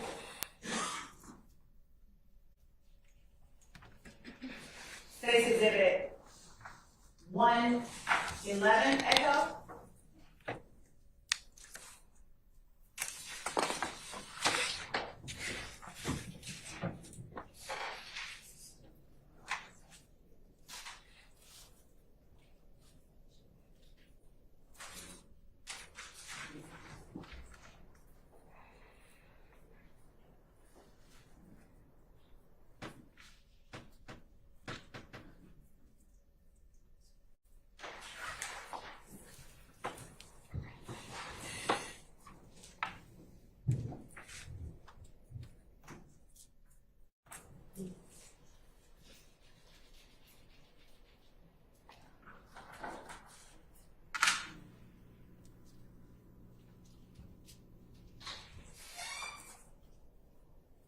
Is 111 Echo the surveillance footage that you were able to obtain of the area outside 675 Metropolitan Parkway prior to seeing Mr. Wayne? yes.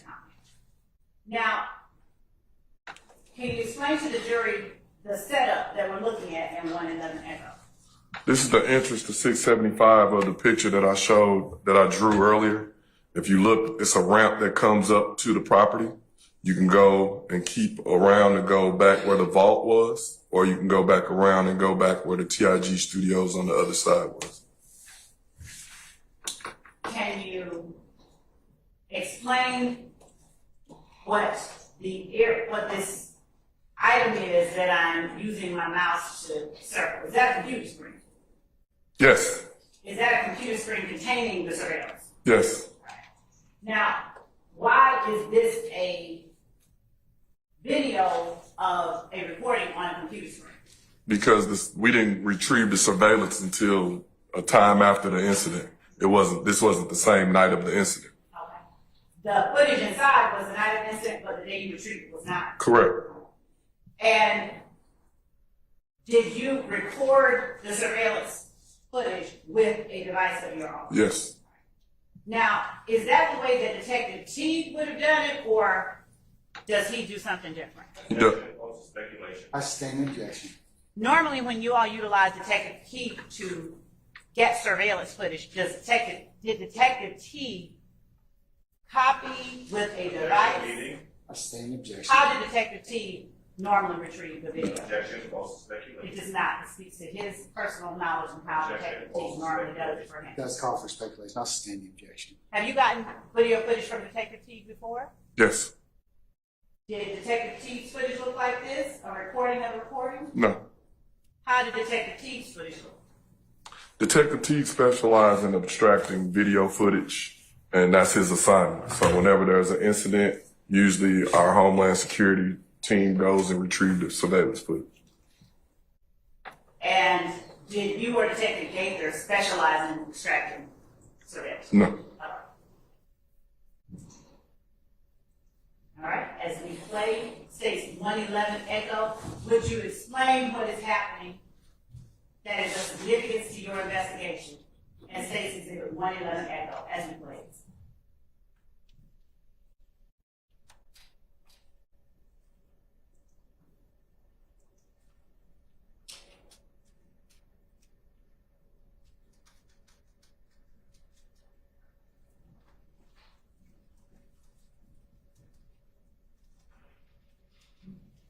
What is happening as we pause Stacy Exhibit 111 Echo? A car Approximately 25 seconds in. a car is leaving the vault or leaving the studio or leaving 675 Metropolitan.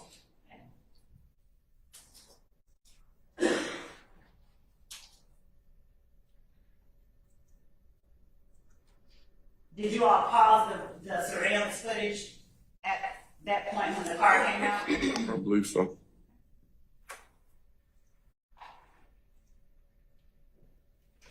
All right, and what is happening now? We started the video back and we basically screen grabbed the different vehicles that was leaving out at the same time as the white Camaro. Okay.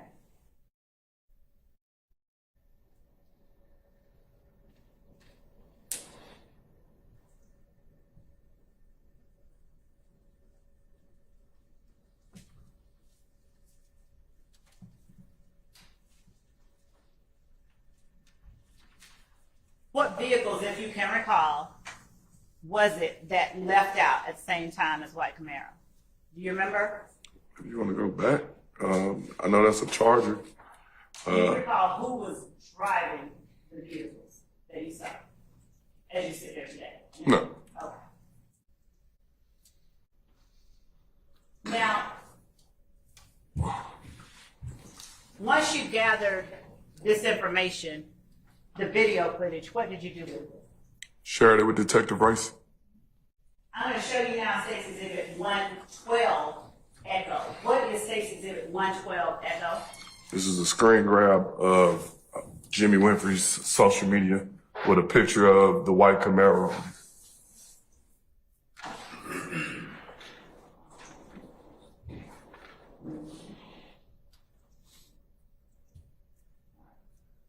And what was the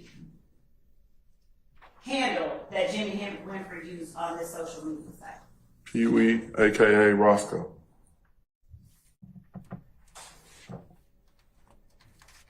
During the time that you were aiding in Detective Racy's investigation,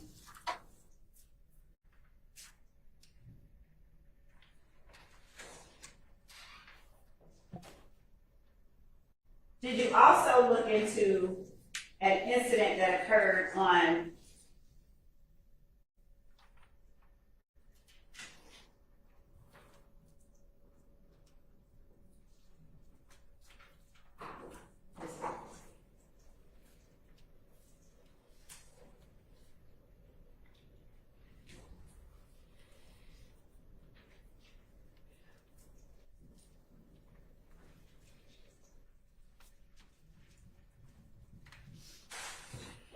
Did you also look into an alleged terroristic threats that have been committed by?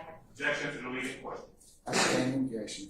Did you look into any incident involving defendant Williams and the Dunwoody Police Department? Yes. Do you recall what the charges alleged were in that incident? That Objection as to relevance. Overruled objection, sir. the charges were terroristic threats as And did that incident occur after the Lil Wayne bus shooting? yes.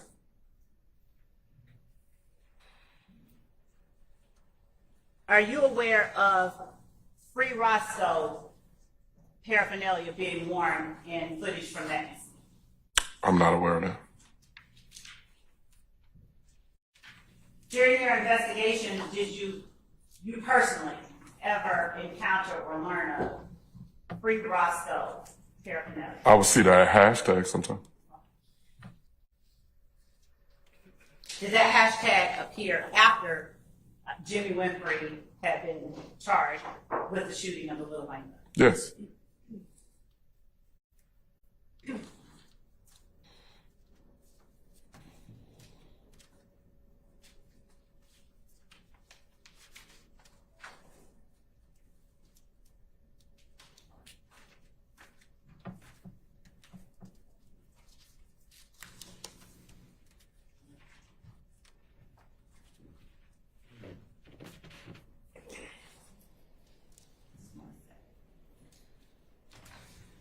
The night of April the 26th, 2015, other than the guns that you have already mentioned, did you locate any guns on anybody else in that crowd? No.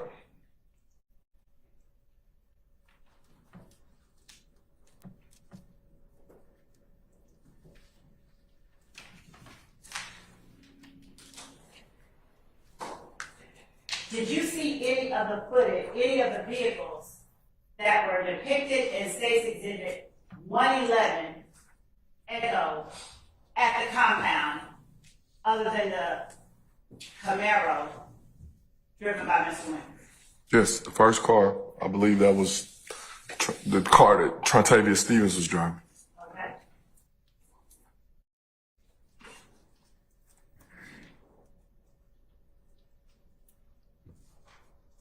What other vehicles did you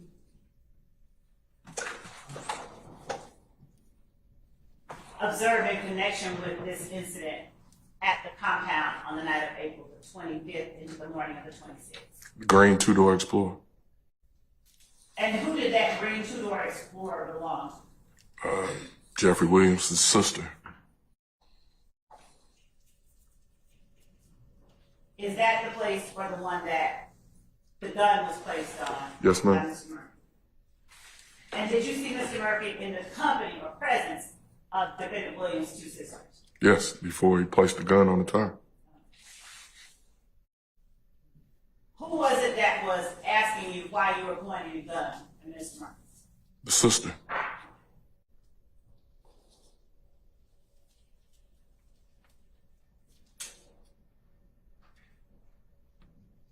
Did you interview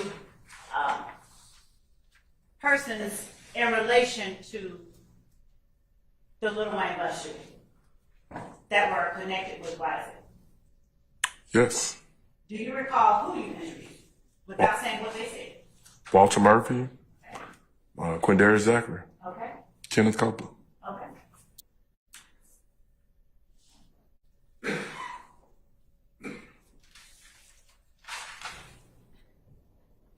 I don't want you to tell me what anyone said, but I need to know if there was ever an expression to you that these folks went to the compound to support Lil Wayne. No. Objection, Your Honor, this is co-defendants. Hey, basis, Hearsay. I'll sustain the objection. You can rephrase it. Through your investigation, what did you determine the reason that these individuals were at the compound? Objection, call for hearsay. Yeah. Speculation. I'm gonna overrule both objections from Mr. Sharp as well as Mr. Matthews. They basically went to make a statement. They were aware of, from the interviews, Objection to speculation as to who, what was aware of. I sustain that. Yes, Your Honor. Don't talk about what anybody said. But did anything that you learned in your investigation indicate that the group was there to support Lil Wayne? I'm going to object Basis. on 2 grounds. 1, speculation, and 2, the response calls for hearsay that this witness received. It comes from someone else's statement. It would be hearsay, inadmissible. I'm gonna overrule your objection, your objections, Mr. Adams. Mr. Sharp, I just want to add also about this confrontation. overrule, sir. You Did- can answer the question. Did anything that you learned in your investigation indicate that the people connected with YSL I'm going were to object to there? that leading question. I sustain the objection. Did anything you learned in your investigation give you any indication that the group you discussed were there to Same support question, Lil leading Wayne? is the objection. Your Honor, the court overruled it. No, I sustain this objection. That's the leading. Okay. Based on your investigation, was the group there to support Lil Wayne or something different? something different.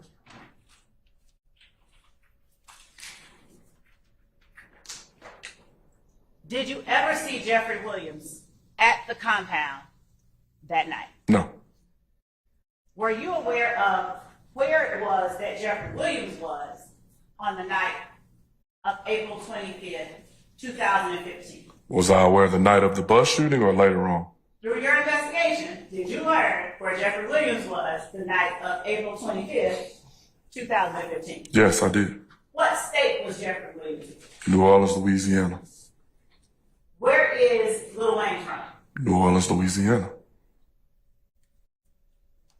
Did you speak with any persons that you described as seeing at the compound the night of April 25th about why they were at the compound and not in New Orleans? I believe when we spoke with, Don't talk about who said what. Objection. I sustain the objection as a form.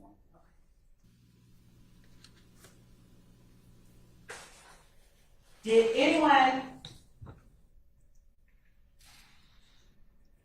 or any part of your investigation reveal why the people at the compound were not in Louisiana with Jeffrey Williams? no, Yes or no? no,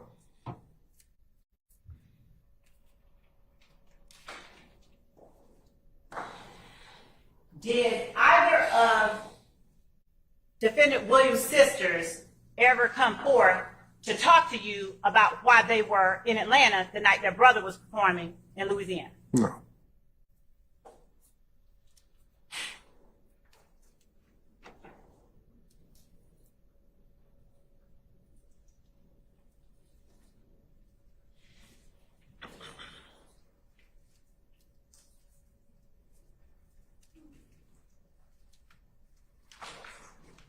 Do you know or did you learn through your investigation what it was that defendant Williams was doing in New Orleans, Louisiana on that night? Performing.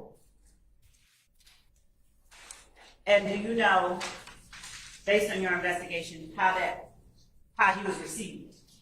Objection, calls for speculation. I sustain the objection. Without saying how, did any part of your investigation reveal to you the reception of Jeffrey Williams in New Orleans? Objection, it's the same question. Well, hold on. All right, you had an objection from Mr. Adams, objection from Mr. Matthews, and I believe an objection from Mr. Sharp. All right, who's the third person objecting? All right. Well, I'm going to speak for myself.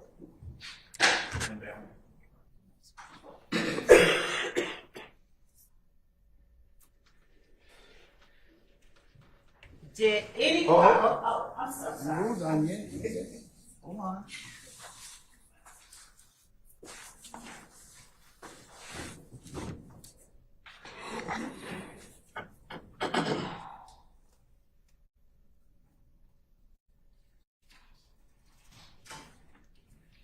Ms. Weaver, can you repeat the question? Yes. And based on your investigation, how he was received, wait, this is true. Without saying how, to any part of your investigation, reveal to you the reception of Jeffrey. I'm gonna overrule the objections from both counsels, Mr. Sharp as well as Mr. Adams. So, Detective Dennis, without saying how, did any part of your investigation reveal the reception of Jeffrey Williams while he was performing in Louisiana on the night of April 25th, 2000? Yes. Was the reception good or bad? Bad.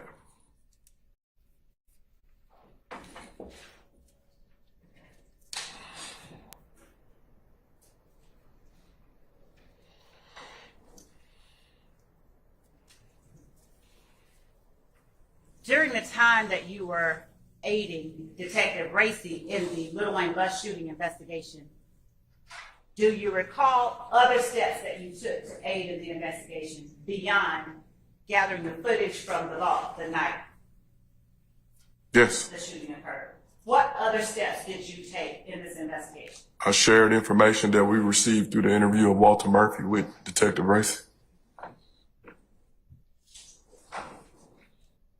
And were those recorded interviews that you shared? Yes. I don't think I shared the actual video recording. I shared, I believe, the notes from the interview. Okay. Did you take any other steps besides providing Detective Racy with the notes from your interview with Walter Murphy? And getting the footage from the call? I basically shared what we did on our end in reference to his investigation. It basically was a joint investigation. When you speak of what you did on your end, who is the your end that you're talking about? What do you mean when you say? When you say what we did on our end, Myself and Detective Gay. did Detective or Officer Tyrone Penny write a report in this case? Yes. Did you ask him to? Yes. Why? To document what he saw.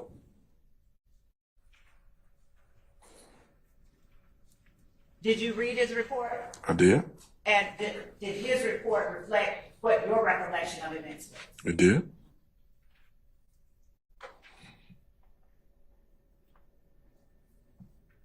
Did you ever receive evidence in this case from anyone? Do you recall without refreshing your memory? I'm trying to think off the top of my head, but If you don't recall, I don't recall.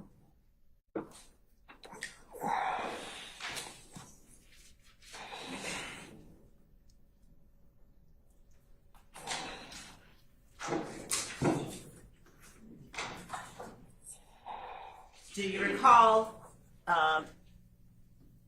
handling a projectile Yes. from this case? Yes.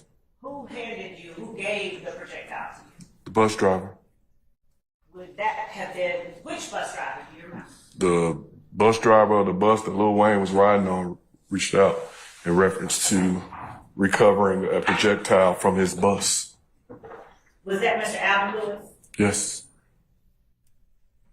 And when Mr. Alvin Lewis reached out and did he provide you that projectile? Yes.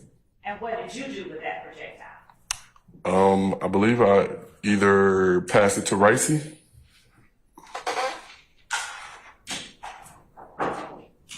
And you say either pass it to Racy. Is that your memory as it stands, or did you do something different? Anytime we recovered any firearms, shell cases, or anything, we tried to make sure that they were getting processed correctly, because that is kind of what painted the picture of showing us what was connected and what wasn't. So when I say maybe, I didn't know if maybe I turned it in too property for us or to Racy so he can turn it in so it can be processed as well. Would showing you a page from Detective Racy's report of the incident refresh your memory as to what you did with that projectile? Yes. Your Honor, I'm going to mark as State's Exhibit 116 Echo Romeo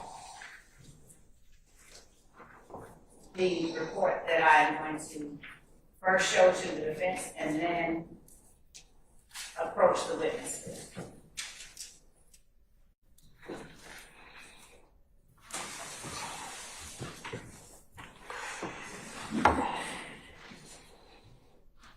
And for the record, this would be page 49 of the document previously provided to the defense.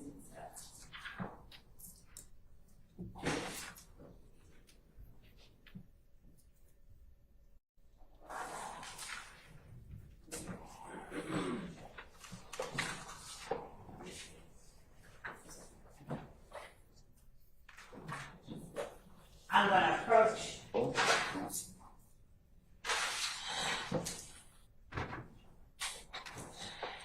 All right, now. And ask you to read to yourself page 49 and look up and tell me, or look up after you finish reading those two paragraphs.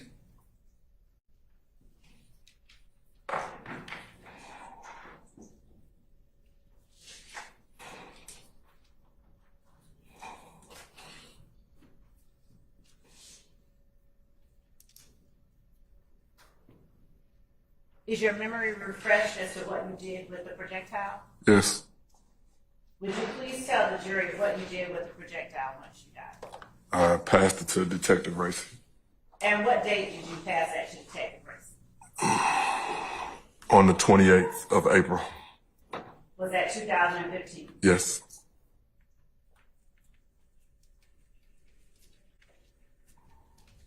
Apart from obtaining the footage from the vault, providing to Detective Racy notes from your interview with Mr. Murphy, and providing him the projectile, did you do anything else in connection with this investigation into the Lil Wayne bus shooting? Not that I can recall. Were you at all involved in the search warrant that led to the recovery of the Camaro Mr. Winford was driving? No, ma'am. When you speak about working with Detective Gaither, would you tell the jury, if you haven't already, the relative level of experience between you and her? Objection after relevance. Oh, well, I'll sustain the objection.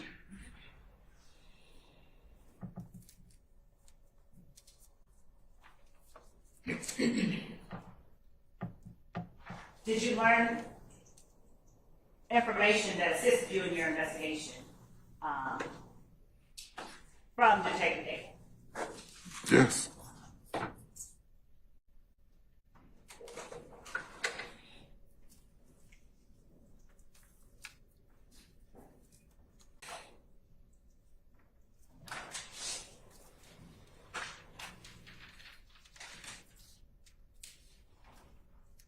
Did you and Detective Gaither work together during your entire time at the Atlanta Police Department in the gang unit? No.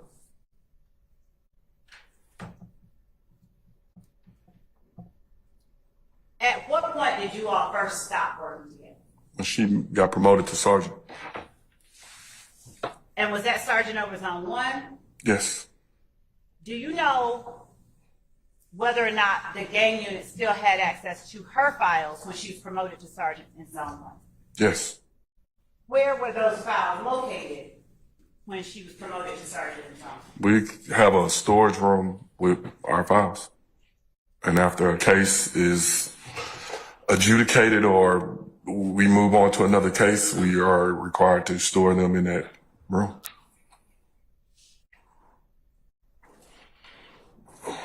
Did Sergeant Gaither take her files with her, or were they still at the gang unit when she was promoted to sergeant? They still were at the gang unit.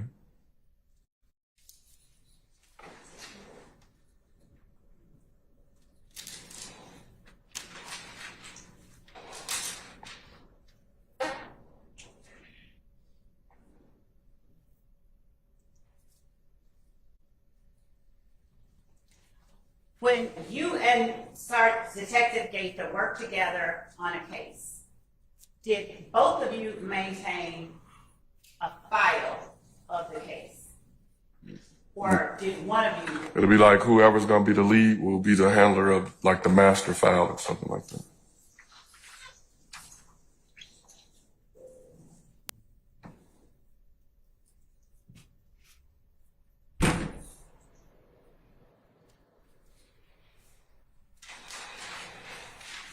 In the Dexter Montgomery shooting investigation, who was it that took the lead in that case? Gaither did. Do you recall how it was?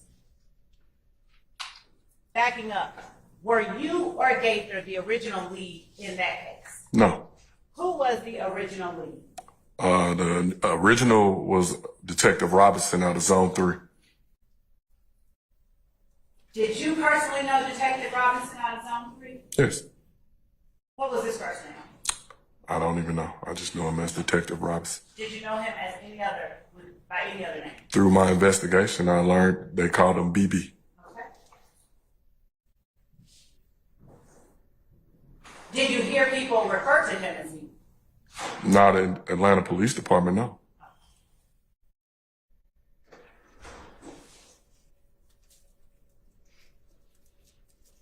When you and Detective Gaither got the Dexter Montgomery file, did it have any surveillance in it from Detective Robinson? No.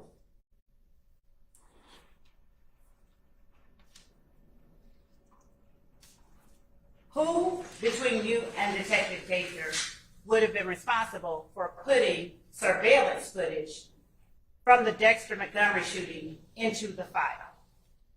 She did.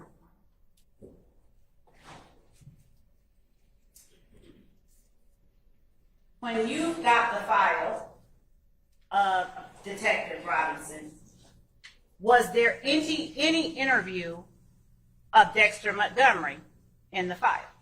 No. Why do you shake your head and say it like that? When we received the file, I believe we received it almost a month after the incident. I believe we received 3 or 4 pieces of paper. And immediately me and Gaither looked at each other and we took the file and we stapled it shut because we wanted to conduct our own interview our way and we didn't want anything to do with that. Had there been any charges or warrants taken out at the time you all got the file? Yes. What warrants existed at the time you all got the file? Kelvin Treadwell, aka OG Bentley, was charged with obstruction, I believe, for not telling Detective Robinson who. Okay, don't say why. Just tell what warrants had been taken out. Obstruction. And at the time you and Detective Gaither were given the file, was there any active investigation going on? No. Were you and Detective Gaither able to locate the victim, Dexter Montgomery, in a relatively quick fashion? Yes. Without saying anything about anybody, what anyone said to you, do you have any idea why it was that Detective Robinson didn't have an interview of Dexter Montgomery? No clue.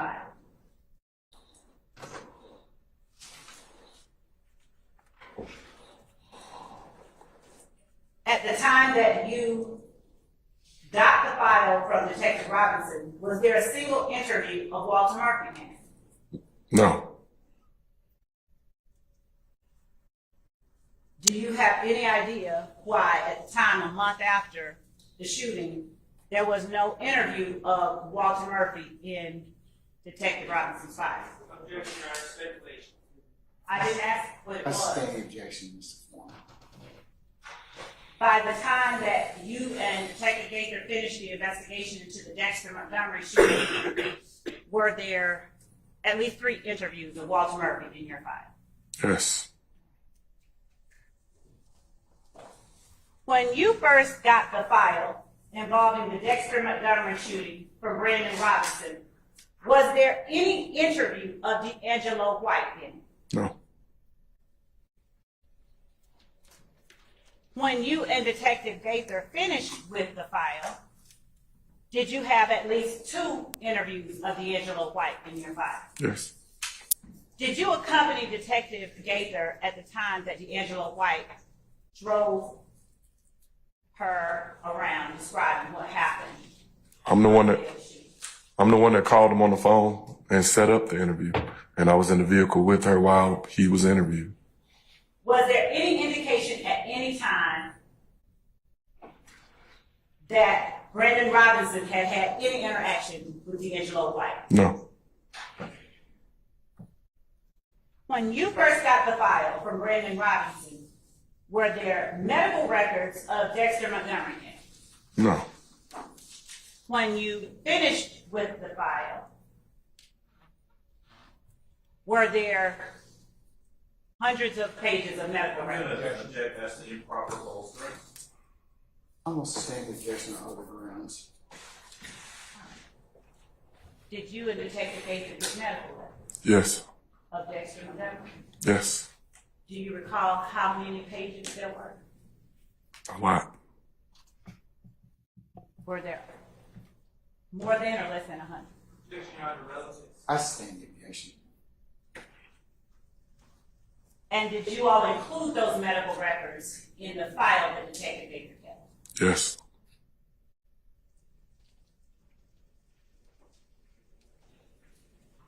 When you first got the file from Detective Robinson, was there any footage whatsoever of surveillance cameras from the Citgo on that No. night? No. When you all finished with the file, had you obtained multiple angles of surveillance footage? I'm gonna overrule the objection, Mr. Sharp. You may answer. Can you repeat the question?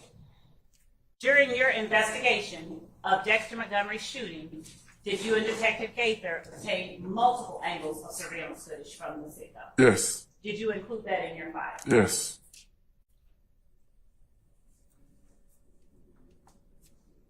When you write a report in an investigation, is the report a summary of what you've done? When it's a supplement to the original report. And so, for example, if somebody was shot, it would be the initial report of when they were shot. And then as an investigator, you basically try to illustrate the steps that you took in your investigation. In your report, do you write out all the words that a person says in an interview, for instance, verbatim? No, Why don't you put that in your report?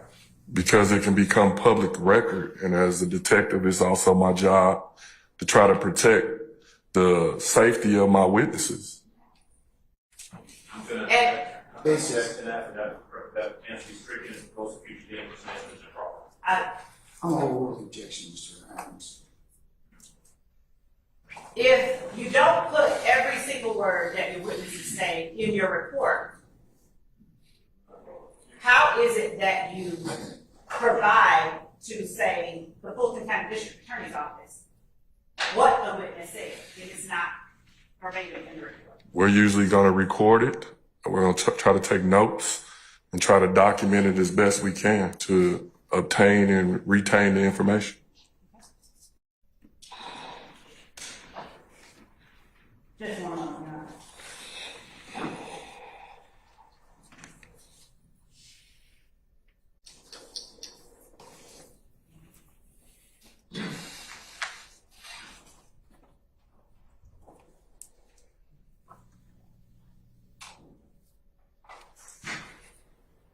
At the time that you and Detective Gaither got the file from Brandon Robinson,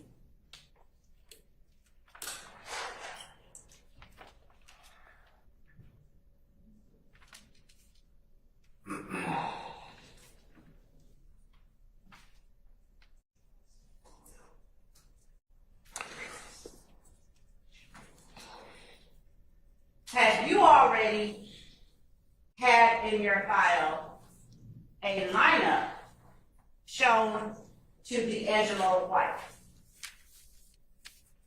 Say that again? At the time that you and Detective Gaither got the file from Brandon Robinson or that he had started, was there any photograph or any image that had been shown to D'Angelo White? No. Your Honor, I'm going to object to any Cases. further questioning. It goes to items that we're entitled to and we do not have. That's not an objection, sir. So, Well, then I'd like to approach it and before any additional questions are asked. okay.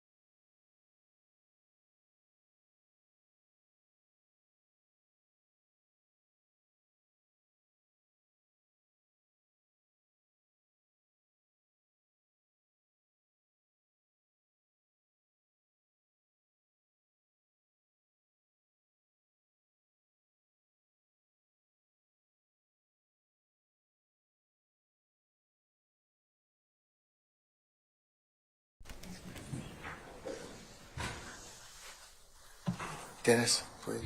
Huh? Councils, we're going to take a comfort break. Let's do 15 minutes and we'll come back. Okay? All right. We're in recess. All rise.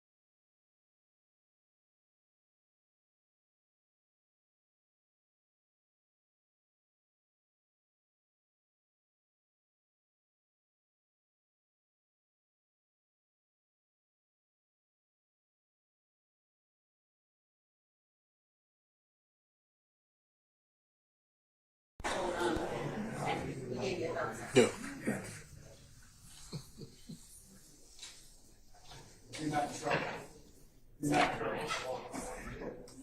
sorry.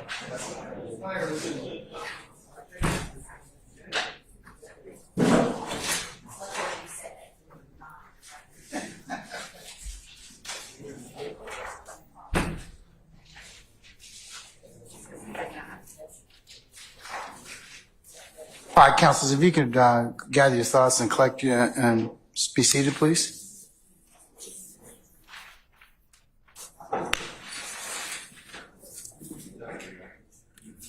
Just can I have a moment to confer with the prosecutor real quick in regards to Yes, sir.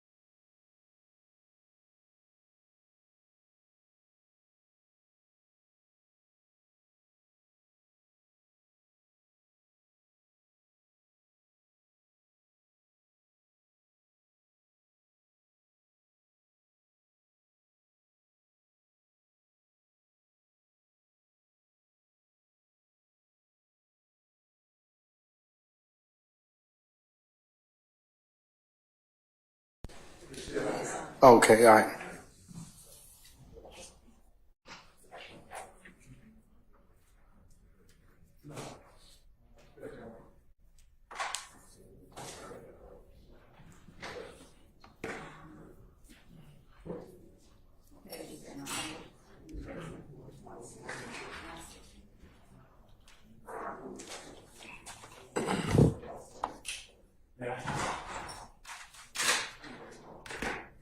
Yes, sir. Everybody. Starting with everybody present? Yes, sir.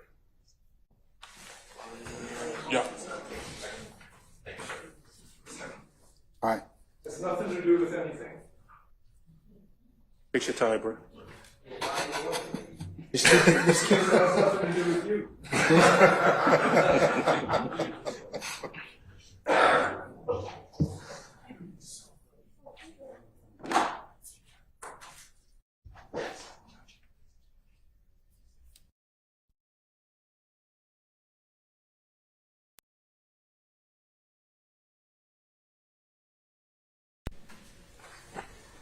Okay, yes, sir, Mr. Adams. Judge, so picking back up on our earlier approach in regards to questioning of the witness about a file or documents, investigation conducted by Investigator Robinson that I indicated we did not have. Madam Prosecutor indicated to the court that yes, we've been provided that in discovery.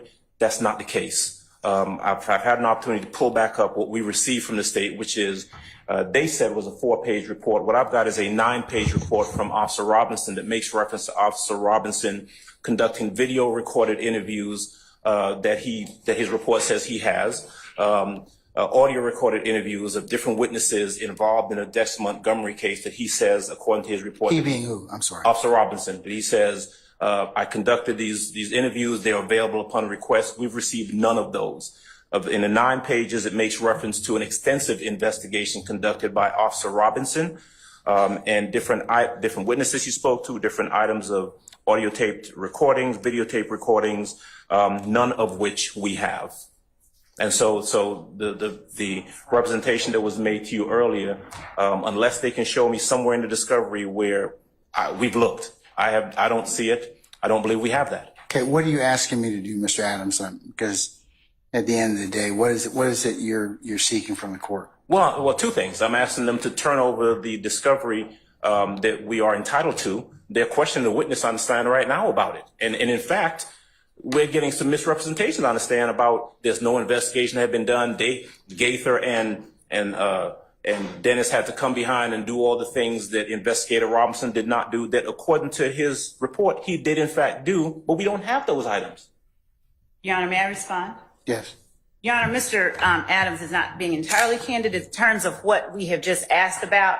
So, Mr. Adams. Let's not say he's not being totally candid. Let's just say we have a disagreement at this point in time, because nobody intentionally wants to violate 3.3 of the Georgia Rules of Professional Responsibility, you nor any of your colleagues. So let's just say that we differ. We differ. Okay. We differ. All right.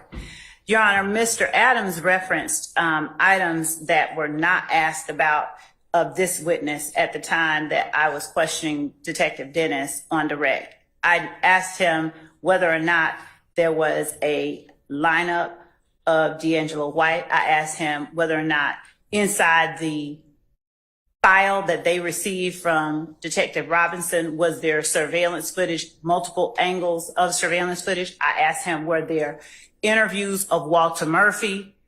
Mr. Adams knows that those items he has because we've already introduced them and we have talked about them. Everything that I have asked this witness about, we have introduced as evidence. So when you're asking those questions, the purpose of asking those questions, I from the court's perspective, I assume is that to potentially show what was not in the small report that Detective Yes. Robinson Yes. that Robinson did that we cannot find at this point in time. No, what I'm doing is showing what all Robinson did not do, that Detectives Gaither and Dennis did do, and that they then provided to the state, which we then provided to the defense. So this is testimony that the jury should be allowed to consider in light of Mr. Sharp's questioning of Detective Gaither and her report. So the point— That's separate. It is separate, but— That's a separate issue. You got her report, that's a separate issue, and then you got Robinson's report, which is a separate issue. Right. So which one are we focusing on at this point in time? Robinson's report or lack thereof? Yes. Okay, all right. So Thank what's the issue for the court at this point in time? So what I have asked, No report No, there is a report. from Robinson. and Your Honor, we're talking— Okay, and was that turned over to you in discovery? It was. Mr. Adams, was that turned over to you in discovery? Yes, the report was turned over. Okay, Robinson's report. Yes. Okay, all right. So what is there left for me to resolve at this point in time? If that was turned over to you? What is left for you to resolve is to order them to, well, first of all, the report makes reference to video— Which report? Robinson's report? Officer Robinson's report Okay. makes reference to audios, videos, interviews that we do not have, that we've never received from the state. And let's not confuse the issue. She just stepped up and told you a minute ago that the only thing in the report was a 4-page report. That's not true. Okay, all right, so, okay, There's but let's, no indication that they have but let's contacted- clarify. But let's clarify. Hold on. I'm sorry. Let's just clarify, Mr. Adams, okay? There may be other things that the 4-page report refers to Yes, sir. that you don't have. That's correct. And that are missing for whatever reason. They're not missing it. No one has said they're missing. We just don't have them. Okay, but if you don't have them, they're missing. Well, no, if we don't have them, they haven't given them to us. That doesn't, no, one does not equate the other. Because if the state doesn't have them to give them to you, it's because they have a duty to turn them over. If they didn't give them to you, that would be an ethical as well as potentially a Brady violation. Sure. So you can't really intimate that on them unless they have it in their possession. They're telling you they don't have it. They've not told me they don't have it. Okay. They haven't given it to us. All right. Well, And the law presumes that the police department and the DA's office are the same yes, for purposes of law enforcement, purposes of discovery. you are correct. They're presumed to have as well. They're not. Okay, but there's a presumption, but the presumption can be rebutted. If they tell you as officers of the court, we have searched and we don't have it. And we have gone through all the steps and we don't have it. Yeah. Because here's the thing. If they have it or we find out they had it, then that's one thing. Then we'll certainly deal with that. But have you all searched to ensure that you don't have any of those, Your Honor, any of those videos or interviews that were in Robinson's report? the only file that we have is the one that we were given by detectives Gaither and Dennis after the conclusion of their. So you don't have So we any don't of those other, I would say, documents by incorporation from his report. You don't have any of those. We do not. Okay, all right. Your Honor, Can you all approach? Let me ask you one more question. I need to ask you this. Come on up, Mr. Adams.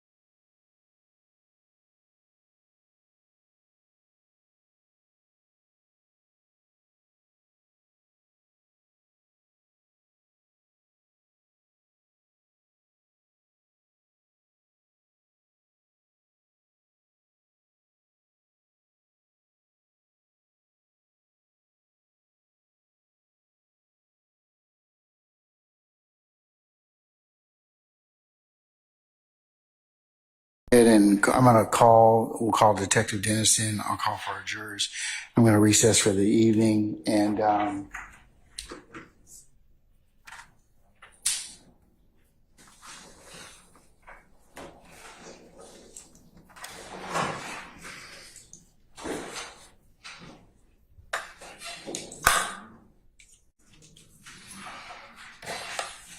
we'll reconvene tomorrow for 10 o'clock. So we'll just call everybody in this point in time.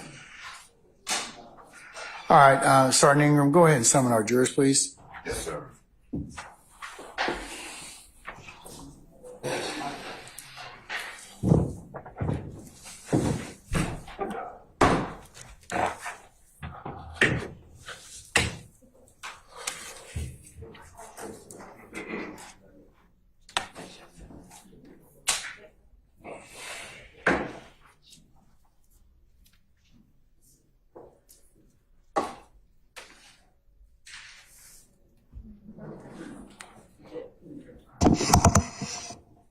I need that.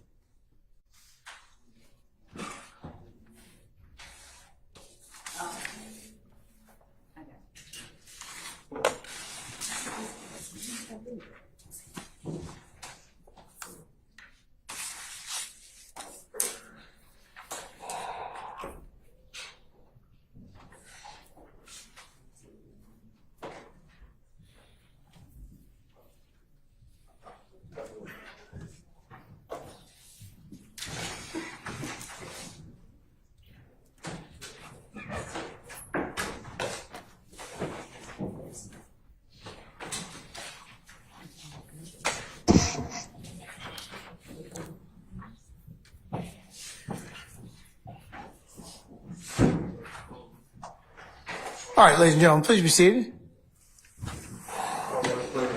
All right, thank you, Sergeant Ingram. All right, ladies and gentlemen, we have reached a natural stopping point for today, and with your concurrence, or even if you don't concur, we're going to go ahead and stop for today, all right? So we're going to reconvene tomorrow morning for 9:30 for an anticipated 10 o'clock start time, and then tomorrow,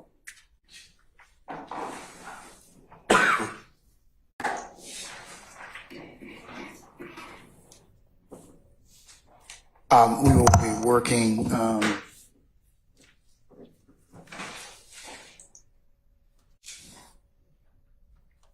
our regular business day. All right. So, Detective, if you could join us tomorrow morning for 9:30, please, sir. And please don't discuss testimony except the attorneys in this case. Okay. See you in the morning, sir. Have a good evening. All right.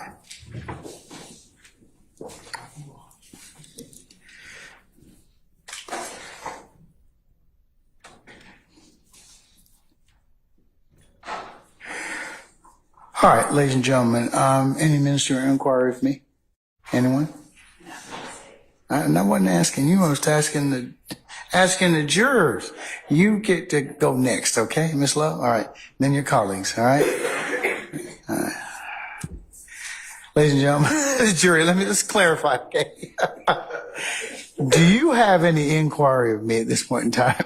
No. Okay, all right. Bad question on my part. Okay, all right. All right, ladies and gentlemen, I'm going to then recess you for the evening. Let's go through your customary admonitions before you go home. Please leave your notepads in the basket in the back. As you leave, wherever it is that you go, whatever means of conveyance that you take, don't discuss anything that we may have covered today amongst yourselves in small groups or when you, of course, get home to your wherever you live in our great county. Also, it would be a violation for you to recap or otherwise handicap the testimony. I think I've gone over that a number of times with you.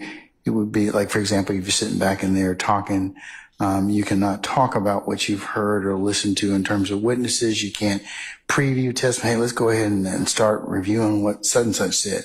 That would be a violation. Or you cannot comment on witnesses that have been or have testified or are testifying currently. Remember, I have to give you, when this case comes to a conclusion, the way and method and manner of your deliberative process. So you cannot talk about the case at all. Please also, as you are at home this evening or whatever, that you not go to any third-party sites, do any extra research. Remember, the only things you can consider are within the four walls of this courtroom. Don't go by and visit any of the scenes that may be depicted or you may have learned or heard about. And also, if any third party should try and contact you for reference to what's going on in this particular case, or third parties having any conversations with you or attempt to have conversations with you, that you would need to let myself and Sergeant Ingram know immediately. And then lastly, ladies and gentlemen, thank you for your patience that you've given us thus far and will continue to give us on behalf of all that are assembled here. And ladies and gentlemen, unless you have any other inquiry of me, we'll see you tomorrow morning for 9:30. Anything else? Okay, we're in recess then. All right, all rise.